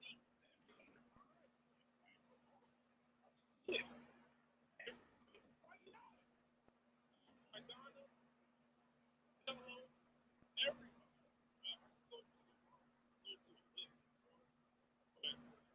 That's my gripe. I'm glad you had another show, man, because this Paulie crazy. I know you had a crazy hit from Paulie, but you're the real champ of the people, man. You let people win. It's what hardcore people do after a sport got fucking, normalized through the fucking social media fire that keep it up, man. Thank you, brother. Thank you again for the kind words. Remember, man, if anybody out there hasn't already given us a 5-star review on iTunes, extremely important, man. It's the only way that we're going to get the recognition that we deserve in order to get the access that we deserve, in order to get this rinky-dink bullshit commercial media away from the public figures in boxing and asking questions about Perel, hand sanitizer, and what's in your bag and, bullshit, instead of asking the real things like, why would you want to take a fucking cortisone shot or whatever it's called? I'm not a doctor here, and I don't play one on YouTube, okay? So whatever it is, the medicine that he wanted before the fight, why was he cool with taking that shot 2 hours before the fight, but he wasn't cool with withdrawing blood a couple of days before the fight? I'm just fucking saying is all I'm saying. That's all I'm saying. I'm just questioning things, It's not wrong to question. It's not wrong to ask. The dumb question, it's the one that isn't asked. It's the one that isn't asked because all questions will be answered. 731, you're up. Man, how dare you guys, man. Manny's a God-fearing man.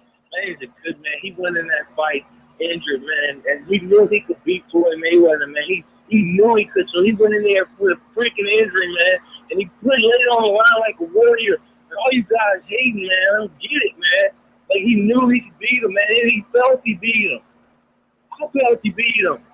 Well, you know what? Look, I'm glad that finally someone called in defending Pacquiao. Since you said you seen him beating, I don't know if you're watching on YouTube, but I'm whipping out my phone that usually has my scorecard, and we could go down the scorecard. I hope that Oh, because you don't have a scorecard. Because you don't have a scorecard.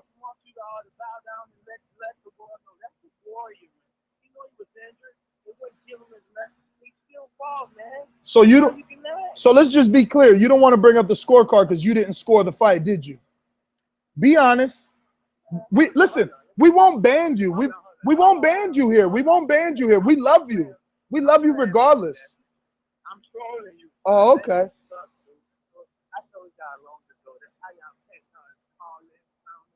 All the bullshit excuses. He got kept at range. He got tied with that. Even in the good rounds he had, he getting tied with that and my shoulder hurt. When did they ever, when his calves are hurting, what do they do in the corner? Massage it. They stretch his legs out. Now what happens when his shoulder hurts? We don't do nothing about it. They don't touch it. All you hear is whatever his name over there.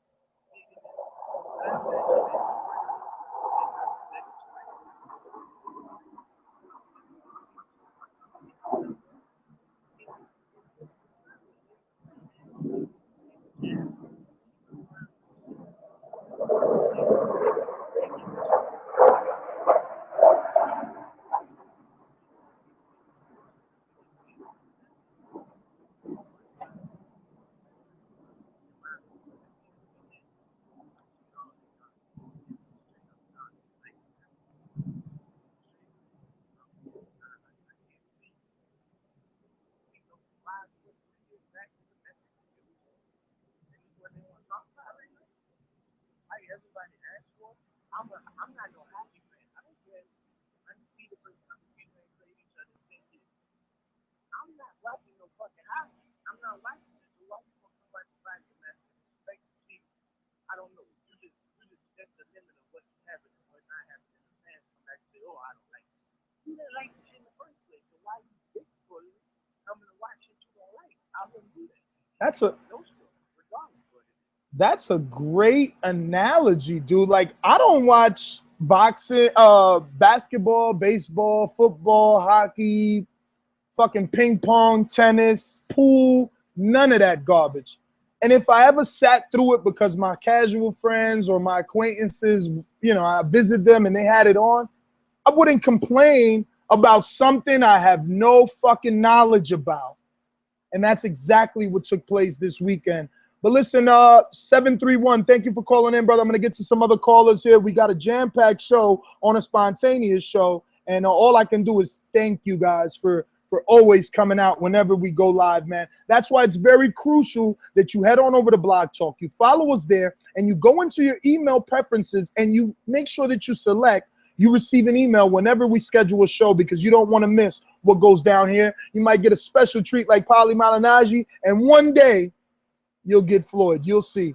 You'll see.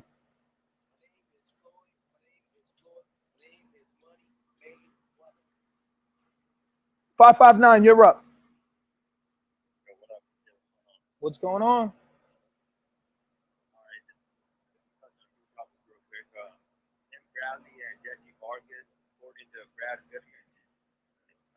Right now, like 20 minutes ago, the fight is not finalized.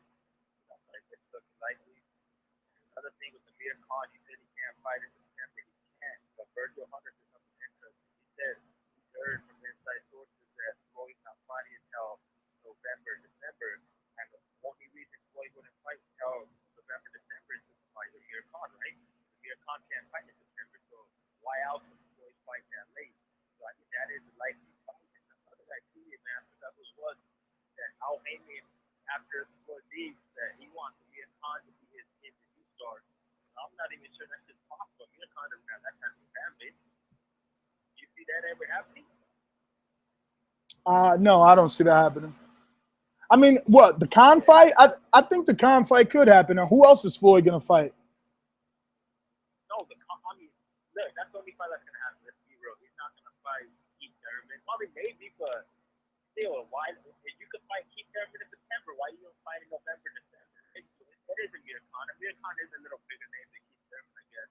But I don't know. And another thing, talking Michelle Vito, she's talking all this shit now. I mean, she's like, oh, I was so uncomfortable covering the event, so why you bitching about getting your prevention revoked, man? Get the fuck out of here, man. All these casual fans talking, they keep saying they want to watch MMA, and they keep,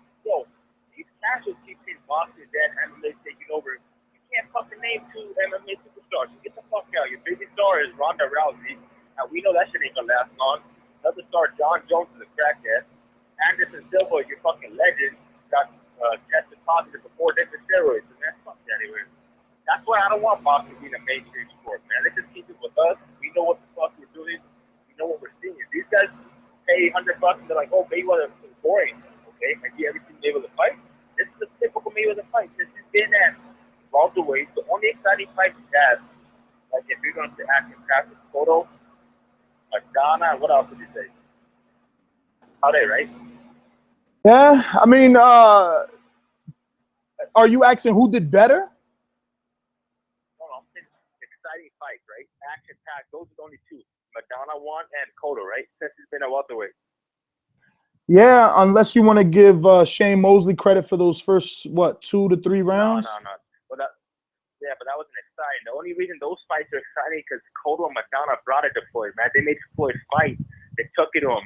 Freddie Roach and Manny Pacquiao had a terrible game plan. And I'm glad Paulie mentioned this.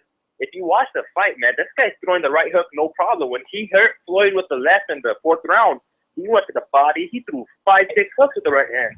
Late in the fight, he threw hooks. So these excuses, man, all this shit is just killing boxing. You got Skip Bayless. I heard what he was saying. First, yesterday he was saying, oh, he tried to argue Manny Pacquiao won, which is, I don't understand how the hell he said that.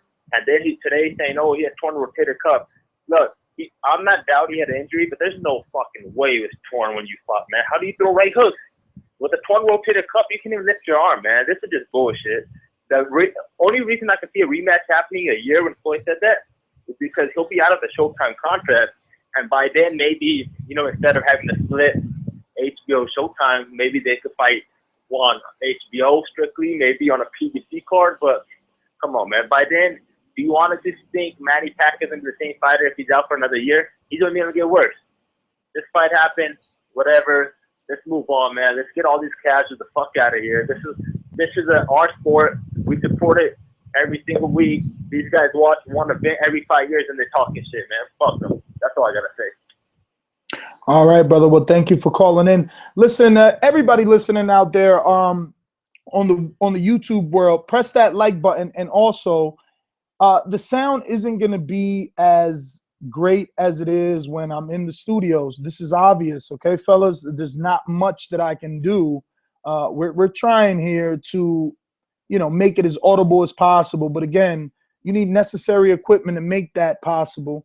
And from where this location is just not. So bear with us. Every now and then, this beautiful 5-ton AC turns on, so you might hear that too. 609. You're up.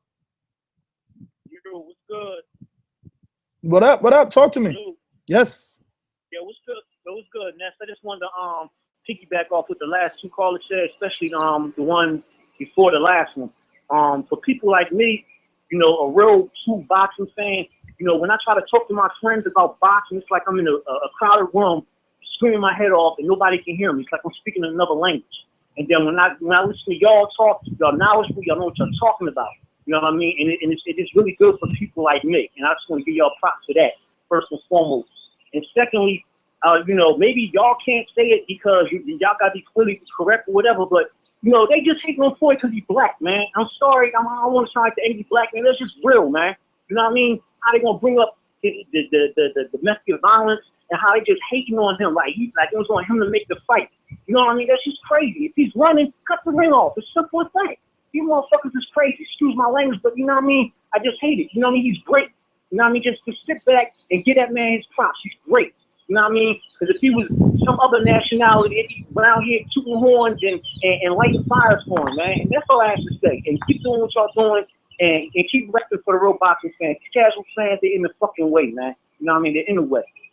Thank you, brother. Thank you. And you're absolutely right, man. If Floyd was Mexican, they'd love him. I mean, maybe not because of the style, but I think they still back him because of the undefeated record. Because, I mean, look how much they loved Canelo when he hadn't faced anybody. And I think the biggest name was like Alfonso Gomez on his resume going into that Trout fight, and 40,000 showed up, So you're absolutely right. 636, you're up. Yo, Ness, what up, man? It's entertainment. Man, what's been going on with all these fans going crazy over Pacquiao, man. Like, I think so many people that like they get in their feelings instead of going with their mind, thinking of what happened in the fight. And a lot of people, you know, putting up all these memes of Floyd being the hugger of the year. I hug my wife as much as he hugged Pacquiao. Like, dude, he didn't even hug him that much. He held him probably 2 or 3 times around. That's not a lot. There's other people who do 6, 7, and 8 holds per round. So for him to do what he did was just boxing. It was a tactical move. And his straight right hand down the pipe was the recipe for the fight. I mean, I don't get why people don't understand that, but Pacquiao was coming in straight. He wasn't using angles the whole 3 minutes, and that's what happens when you come in straight on a guy who is a sniper like Mayweather. I mean, so, like, what do you think is wrong with these fans? Do you think it's just all off emotion? You think it's because of all of the mass media throwing out all the hate on Mayweather and they pushing all these stories? No. No, I mean, what do you think it really is? It's the money, man. It's the money. You gotta make Manny look like something was wrong so that the second fight is possible. It's about money. It's about money. I mean, why else wouldn't Floyd already said on his social media, which is big as ESPN? All he's got to do is tweet and say, see, now my win isn't a win because he was hurt. But he's not, because he's not dumb. He wants that free money. I mean, listen, you put me in the ring. A bunch of you guys met me this week, and I've been out here for 7 days. Ask how many of them guys met me, would they fight me? You know what I'm saying? Hey, I'm the bigger man. Put me in the ring with the littler man. I don't give a fuck what you talking about, what injury he had the first time or not. If I beat him as easy as Floyd beat him, I'm not gonna discredit that guy. Hell yeah, build him up to make a rematch. Give me that free money. Do you think it'd be a rematch because of how one-sided it was? Or do you think that Mayweather? Listen, there's already a rematch, dude. No. There's already gonna be a rematch. If Floyd texts Stephen A. Smith and Stephen A. Smith made sure that it was okay with Floyd to say it on air, and they did, which they did this morning. Oh hell no! That's it. The wheels are turning. Michael Kuntz is like, yeah. He said, yeah, it worked. Our bullshit excuse worked. The public is buying it, and Floyd doesn't mind it because he knows it's another free check. And hey, whatever. Listen, 636, let me get to some other people. Big OATL, what's going on, brother?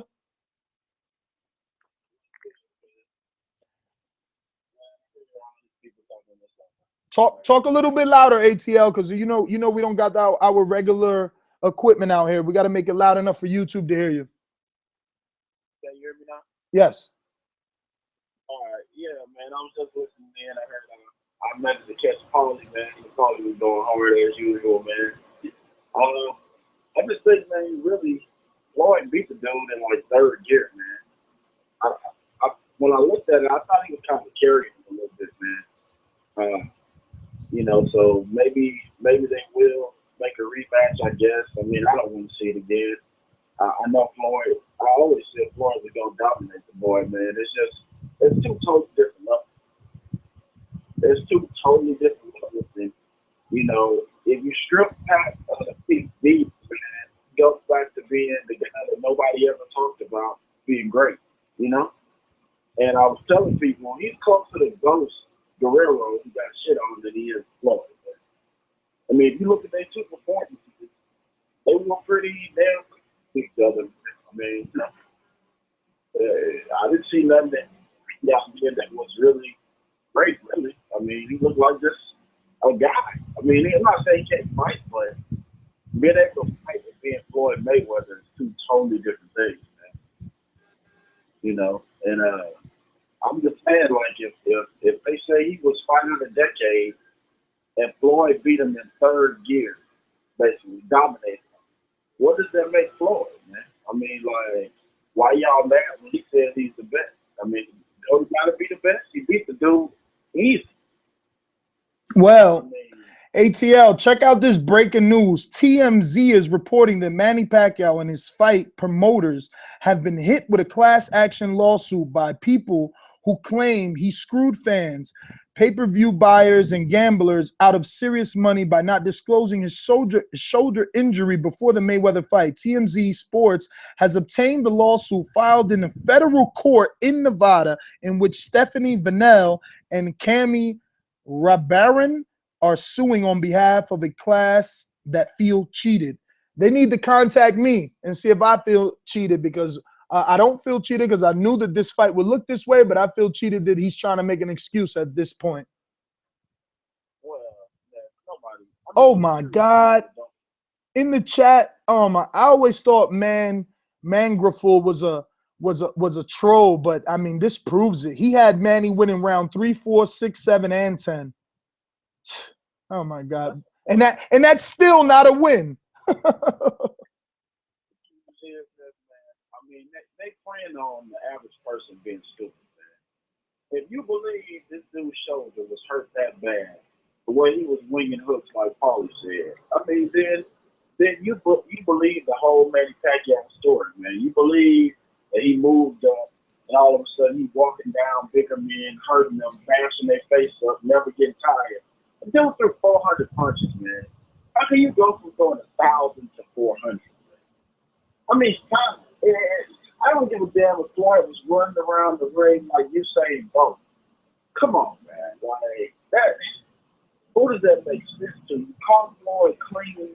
He didn't go nowhere. I mean, they say Floyd was hurt. As soon as Manny stopped punching, Floyd stepped to him like, "That's all you got, man." And he talked to him. He talked to him in his ear. I wish I knew what he said, but I'm sure he did the Muhammad Ali and was like, "That's all you got, little man."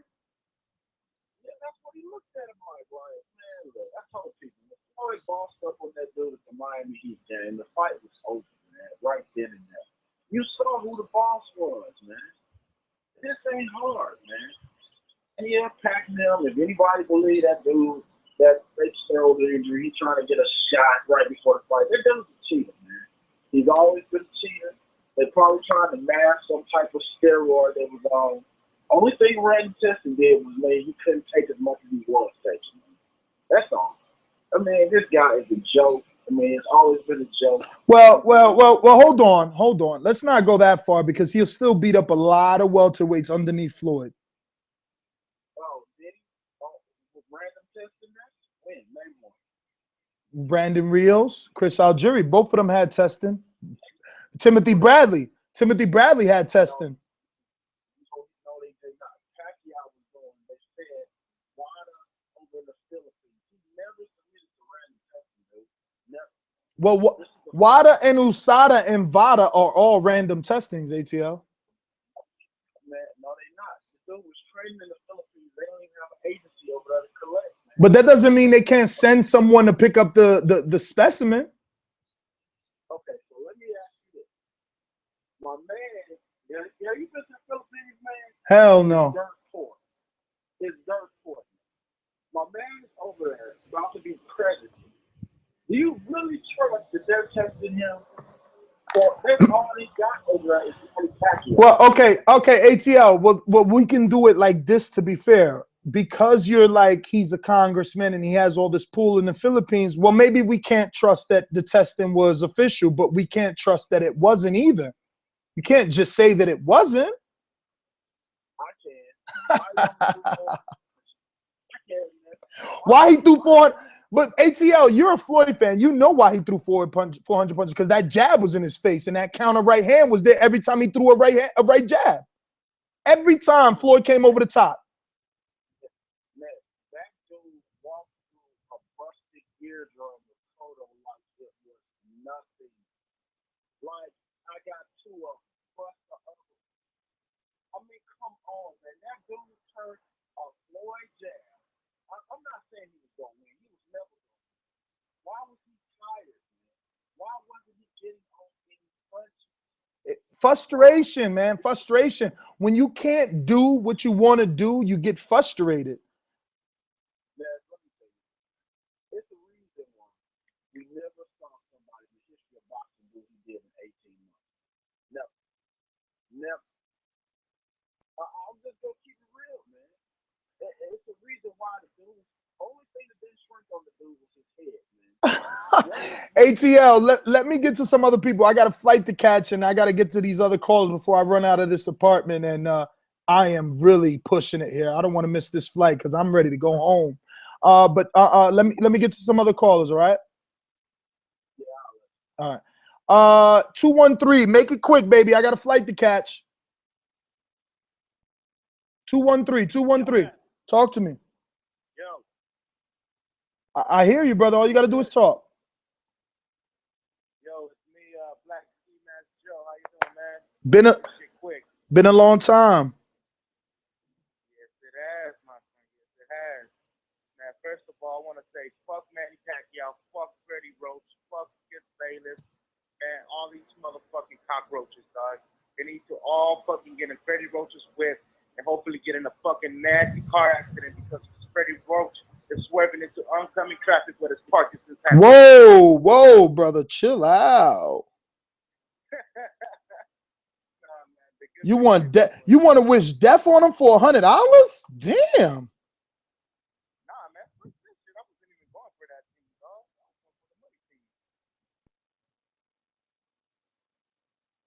Hello? Yep, I'm here. Yeah, man. No, I'm just mad at all these fucking tax cards, man.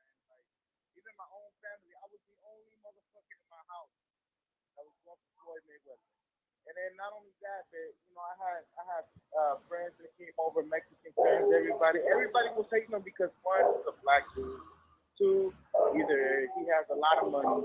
Three, he was too fucking cocky. And then everybody, all these fucking casuals, he's hugging. All the fight is boring.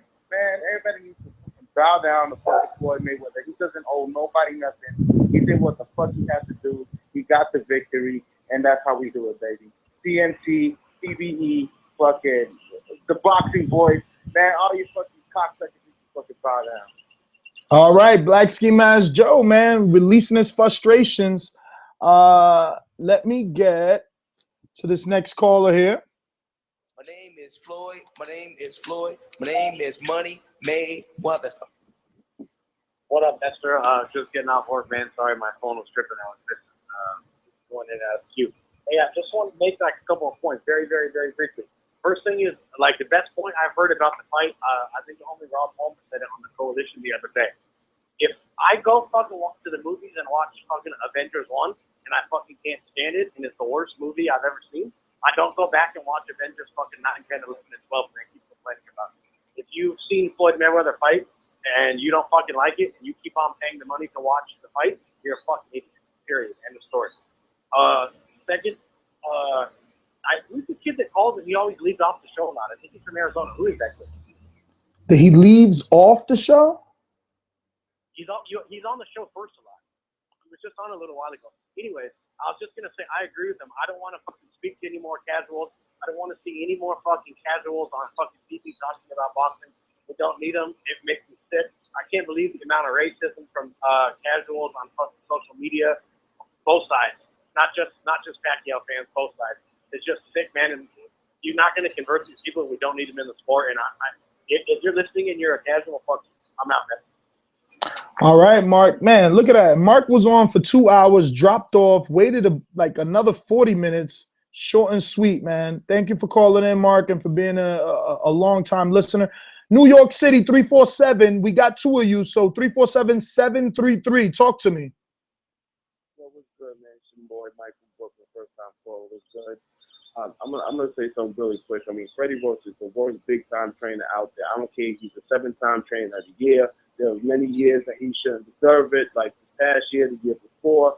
I think he's just straight up trash, no in-ring adjustments. His fighters doesn't win big-time fights against Zeus. For me, he lost, even though he didn't train for violent cause. He lost. Pacquiao, he got washed, which I expected. And one more quick thing. I know everyone in the casual world always complaining about Rachel Nichols and Michelle Beadle not getting their credentials or what have you. But yet, you probably follow a lot of women in boxing who go to every show, to every boxing card, to the press conferences, and it was just a flat out denial for the grip. So I don't care if they didn't get their credentials or not. I feel for all of them. As for a rematch, I don't mind seeing a rematch. I ain't paying $100 for it. I'll go to somebody else's crib, but Floyd Mayweather does what Floyd Mayweather does. He just, I scored about 118, 110. I only gave Pacquiao round 4, round 10, I believe. Yeah, my scorecard. That was it. Manny Pacquiao, and another one more quick thing before I hang up. No, the casual media, they never went into Manny Pacquiao's transgressions, how he cheated on his wife. When Tiger Woods did it, they went all in on Tiger Woods. But for Manny Pacquiao, no. What he's doing out in the Philippines as a congressman, they're not even getting into that because it doesn't fit that meme of this good versus evil nonsense. I mean, to me, it's disgusting. So, man, you got a dope show, and I'm out. Thank you, brother. Thank you for the support, man. And if you can find time in your life to drop us a 5-star review and say we got a dope show, it'll help us tremendously. 347, you're up. 449. 347 449. Yeah, your boy Phil Thrill. I'm sorry I didn't get back to you months, man. I got 2 full-time jobs now. But you know, my key point is about to come up. So check it. I also believe that one, being that they probably didn't divulge the rotator cuff injury. One, I think, Manny's the type you can scare. You could be like, hey, if you come up with this, he might not fight you again. And in addition to that, Floyd's smart. I think Floyd would have been teeing off at his shoulder if he knew if that information would have came out. Floyd would have teed off at his shoulder the whole fight and would have knocked him out eventually. Luckily, he didn't. 2, that lady, that's with Lampy and them, they're casual fans.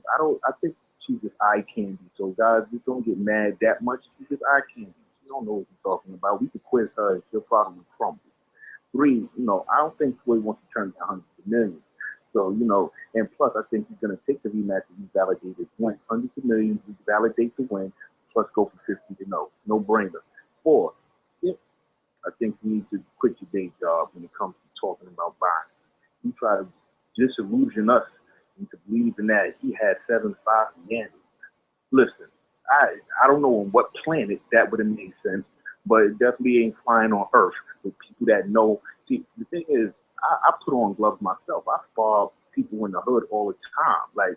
And once you get in there and you fight and you take punches, and then you look at the way Floyd does it and things like that, you start respecting and appreciating things like that. When these guys put gloves on, I don't even want to talk to them.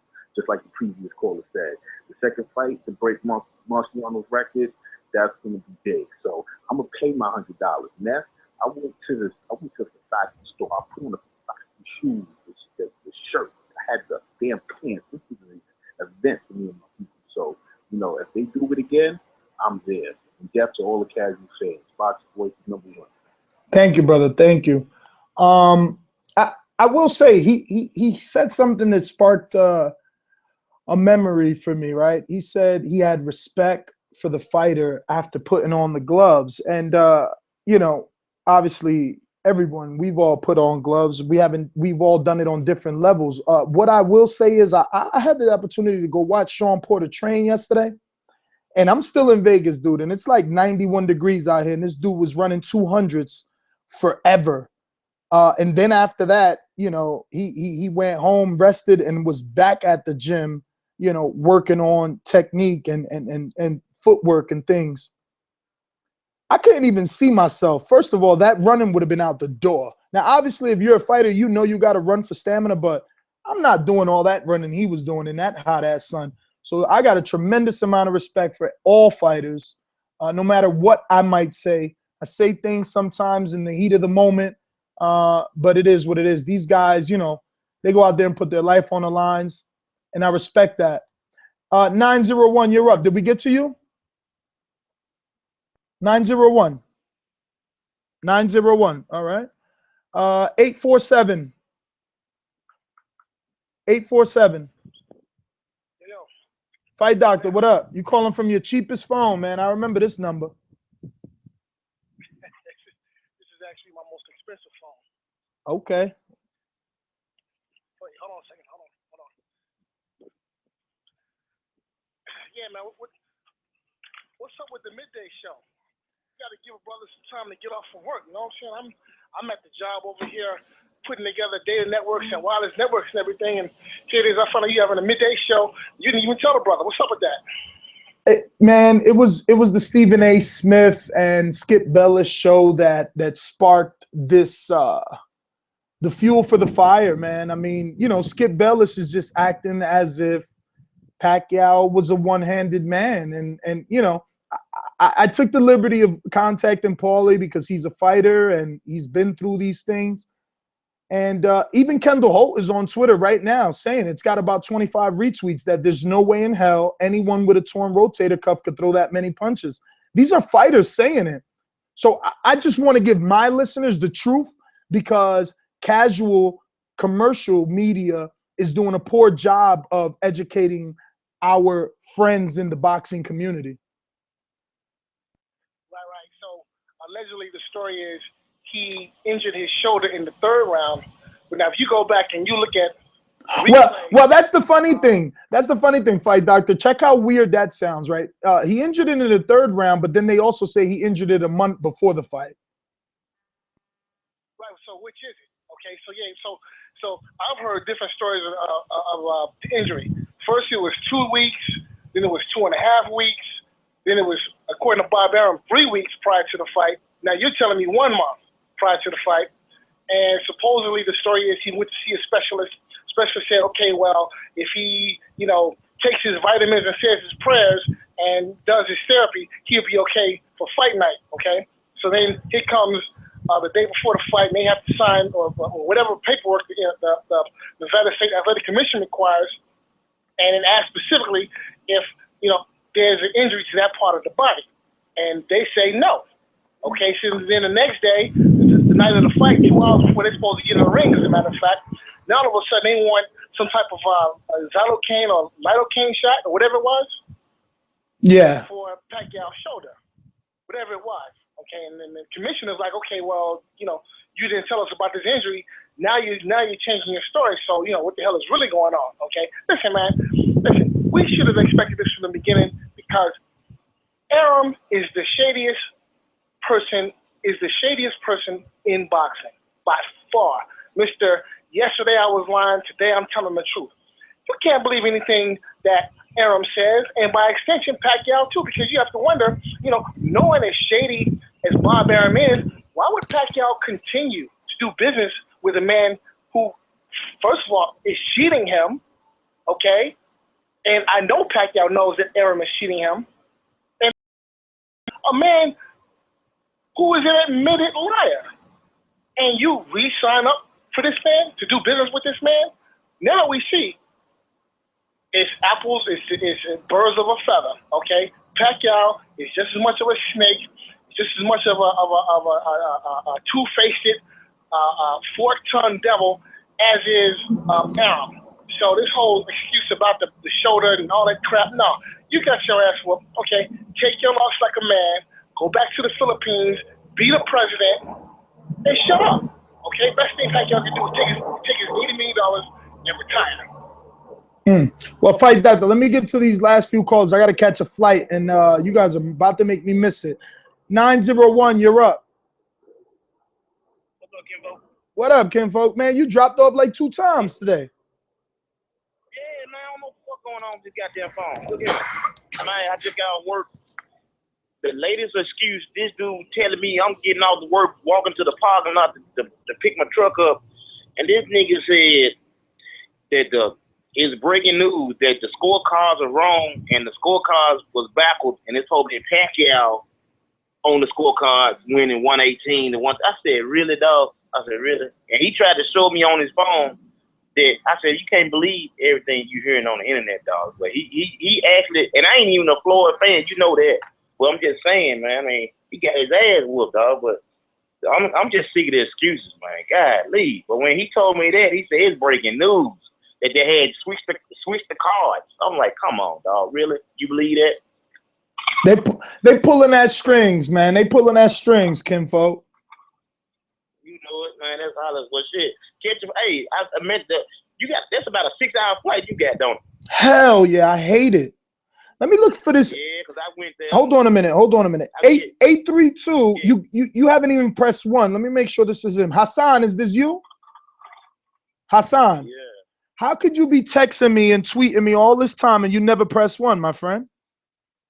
Yeah, this is my first time calling in. All right, just stay there on mute. Let me finish up with Kim Folk. I'll give you the proper introduction and let you vent. Go ahead, Kim Folk. Yeah, I was just saying because I went Vegas last. There was 4 hours. No, 4 hours for me, and this is Memphis. Man, you got a 6-hour flight, man. You need to be getting on out of there, dog, for real.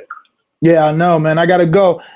Kim Folk, let me get to 832 here. Hassan, talk to me, brother. Actually, let me give you the proper introduction. It's not your fault. You didn't know to press 1. Listen, callers, you got to remember they took away my European sexy UK voice. You have to press 1 if you want to talk to any of the hosts.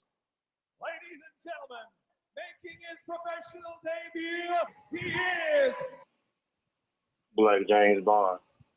All right. Yo, so I just wanted to call in. I've been listening to y'all maybe the last 3 months. I haven't really knew about the Boxing Voice, but I did follow other channels on YouTube, so that's how I ran into you guys. I have a few questions regarding some of the Pacquiao and Mayweather fight. If I'm not sure, if I'm mistaken, are you allowed to drink anything other than water in between the rounds? I don't know, but I did see Mayweather with some Gatorade, but he's not the first person I've seen with a colored drink in the corner. Well, that's just something that I did hear, and I've been hearing from other boxing aficionados of sort, I would say. I just want to say I did score the fight 116 to 112 Mayweather. I was pulling for Pacquiao. I actually thought Pacquiao was going to win the fight. Now, I'm no Pac card and I'm no Flomo, but this is my first time picking against Floyd Mayweather, and I honestly believe Pacquiao had the goods to beat him. That doesn't make me a casual boxing fan because I watch just as much as boxing as everybody else. Just got a few points though regarding the arm cramp. The torn cuff. I believe from what I've gathered and the research that I've done, I'm looking on the internet, going to multiple sites, boxing team, fight hype, and all that, putting it all together, making my own opinion. LRB stated he had full knowledge of what's going on in Pat camp and what was going on with them. Hinting at, there was a mole and shit like that. Also, Pacquiao stopping, sending his sparring partners out 2 weeks earlier. Pacquiao sparring partners coming on YouTube stating that their injury was legit. Decided to allow Pac-Man to take the Tridol medicine, the shot for his arm, prior to the fight. He was taking that so that when people sit there and say, how was Pac-Man able to continue on training or look so good leading up to the fight? And the videos that you see, those are little snippets that you saw. Majority of the videos that we did see about Pac-Man was him doing punches, running around, not too much crazy punching in the heavy bag like we saw in the beginning of the promotion, like we saw him tearing up the heavy bags and shit. The fight, when they did the open day video workout, Pac-Man didn't really get into the sparring with Freddie Roach too much either. That has to make you wonder and think maybe something was wrong with this fighter. I'm not making excuses because Floyd won the fight. With that being said, there's no reason for us to sit there and say and not take his word. The Pacquiao didn't bring up the injury. Now, Aaron said, why don't you talk to the commission? They want to talk to the commission. Ioli went in, did what he had to do, got the information, and that's the way it came out. Are you following me? I'm not speaking too much. I'm following you. So I wrote some things down. Now, everybody's speaking about how Pac-Man had his lowest punch output. Now, it's vice versa because this was also Floyd's lowest output ever as well within a 12-round fight. Now, you can rebuttal and say, well, that makes Pacquiao look even worse. But again, I said Floyd won the fight, so there's no need to go that route. I'm just going to say there's a class of levels that these two guys are at where people are trying to sit there and downplay greatness to Manny Pacquiao. He was just outmatched that night. Floyd was the better fighter that night. Maybe Pacquiao was possibly injured because that's not the Pacquiao we're used to seeing. I'm going to give credit to when I saw the fight the first night, because I watched about 4 or 5 times already. Saw Mayweather. I'm in. I'm watching the phone, so Papa. A Ninja Turtle. Daddy's on the phone. So when I'm watching the fight the first night, I'm disappointed. I'm upset. I'm losing $200 on the bet. I paid for the fight at my crib. My girl talked me into going to fight party to her homegirl's boyfriend house. We went over there, so when I got back home, I rewind it, watched it all over again just to see for myself, because maybe I was just too emotional when I watched that drinking on the White Hennessy tour. Let's see what else. I know you said you were in a rush, but this is my first time I wanted to get this off because I keep hearing all these people, just talking about how Manny this and Manny that. And you got to respect both fighters because they both great and they're both legends. And when people say Pacquiao is throwing 1,000 punches in a fight, he did that once to my knowledge, and that was against Joshua Sadi, where Joshua Sadi didn't do shit except for stay there, play peekaboo, and take the punches all night. Now, his previous fight against Algeria, I think he threw around like 650 punches. And it's pretty hard to throw that many when Algeria is running the way he planned the whole fight. To one of the previous callers saying the Avengers comparison to the Floyd stuff, that's not true because when you watch Purge 1, you can watch Purge 2. Purge 2 is 20 times better than that shit. So you can get a better fight out of the second one versus the first one if you just watch it again. I'm good for the rematch. Floyd also acknowledged after the fight that he understood why Pacquiao was that pinnacle of the sport, that he shocked Floyd, that Floyd said he shocked him with his smarts. Like, he was better than what I thought he was going to be. Floyd also admits that he contradicts himself as well. So everything people can say about the other group, about the other party, it's always going to be a rebuttal because Aaron, he contradicts himself. Well, Floyd admitted that he contradicts himself all the time on the press conference. Like, can't no one tell me how I feel? And just like you can't sit there and try to talk to me and say, oh, well, Floyd's going to win the fight. I have my own eyes as well, just like everybody else. I have my own opinion. But you look through the bullshit and see what you can see for yourself and take what you get up out of it. Every time Floyd and Manny got close to each other, or Manny started to get off a little bit, the reason people are saying he was hugging because he did clinch. And they're remembering the Maidana fight as well. It's like, you're only good as your last performance. They remember all the clinching against Maidana. And when he fought Pacquiao, it wasn't near the same amount of clinching, but at the same time, he still was clinching. And he did beat him because the jab was the key to fight. I probably saw maybe at most 10 to 15 clean, straight right hands. Everything else was more so jab. And let's talk about Manny's counter left, because those counter lefts that he had, and the highlights that you will see, Pacquiao was getting off and he was stinging him. Like in round 6, when he caught him with the left and he put him on the ropes, Mayweather kind of did the stanky leg. Like when he got on the ropes, he lost his balance, he leaned a little forward. You could tell he felt that, and then that's when Pacquiao hopped on him. My rounds I gave Pacquiao was round 4, round 6. I gave him round 9, and I gave him round 10. Round 8 is debatable because I feel like Pacquiao was getting off, even though Floyd started opening up some clean left hook around 8. But I still gave him round Floyd, even though that round 8, Pacquiao hit him with that double left on the counter. The counter double left, he caught him clean, like 2 in a row. And, there's no credit for him. Everybody just say Floyd dominated. He won a boxing match. He outboxed Manny Pacquiao. There was no domination about it. Yeah, but you only gave Pacquiao 4 rounds. That's not dominating to you? That's not dominating. Dominating compared to what y'all saying on your show, it's going to be a stoppage. It's going to be a knockout. It's going to be a whitewash. Well, I don't think any of the panelists picked by knockout. Actually, I know for a fact Victor Salazar bet on knockout, but I don't know if he actually picked it on air by knockout. Now, maybe a bunch of our callers called in and said they would be a knockout, but those are Floyd fans that don't want to face reality that he hasn't scored a knockout since probably 2010. Listen, I know it's your first time calling in, brother, but I got to catch a flight. I got to get up out of here. I've been loving this weather. I just want to ask you one quick question. And I want to say one last thing. Stephen A. don't know shit, and Skip Bayless don't know shit about boxing. I've been watching their coverage, and they really don't know shit. So no one should harp over what they're saying because they're not really into the boxing every day like we are in the community. And who did you pick between Canelo and Laura? I picked Laura to win. Since you just started listening, you'll learn quickly that I am a guy that picks for the boxers. I think that boxing is boxing, not just brawling. Peterson Garcia. I had Peterson winning, just like I had Laura winning, just like I had Trout winning. I mean, I always score for the boxer because I think that they do more.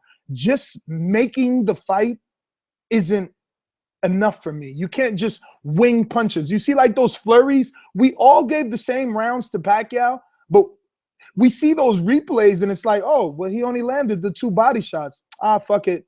We already gave it to him. Give it to him. Here's a gimme. But you didn't land. You landed 2 body shots out of a 12-punch combination. Yeah, that's true. He landed 2 shots, but at the same time, he landed more throughout that round as well. It wasn't like it was just a flurry. He was getting counter left off. Like, when you rewatch the fight, just look at that round 8.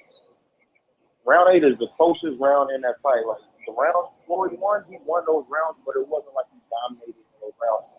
There's 1, 2, and 3, Floyd all the way. I'm at the fight party watching the dude going, I'm just so back down to one dude from Mayweather. I'm telling you, he had Mayweather. I had to agree on Mayweather.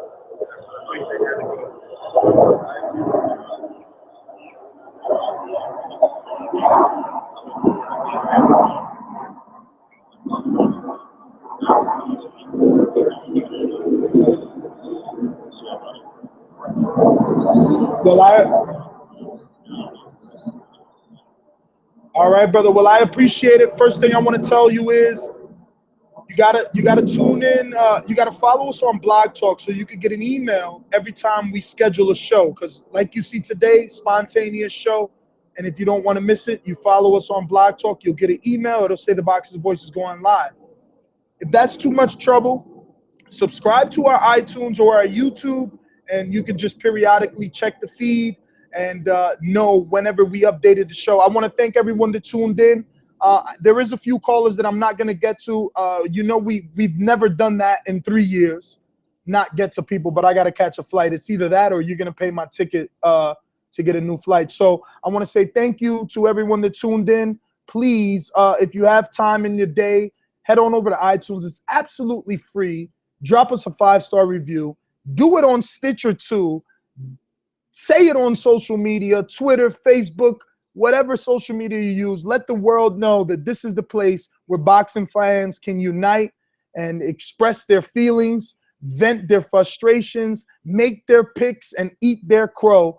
My name is Ness GTO, at Ness GTO on Twitter. And I'll see you guys Thursday, if not Wednesday, man. I mean, the aftermath is real. We're probably going to have to keep doing it. I'm pretty sure, on the fight game, there's going to be something to talk about tonight with all the hatred that I feel is coming our way.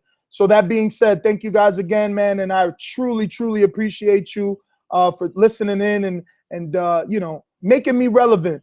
But the more we get together, the bigger we get as a whole, and we'll be able to overshadow that fucking casual fan media that's out there, that commercial, whack jobs. Later. Thank you for using Blog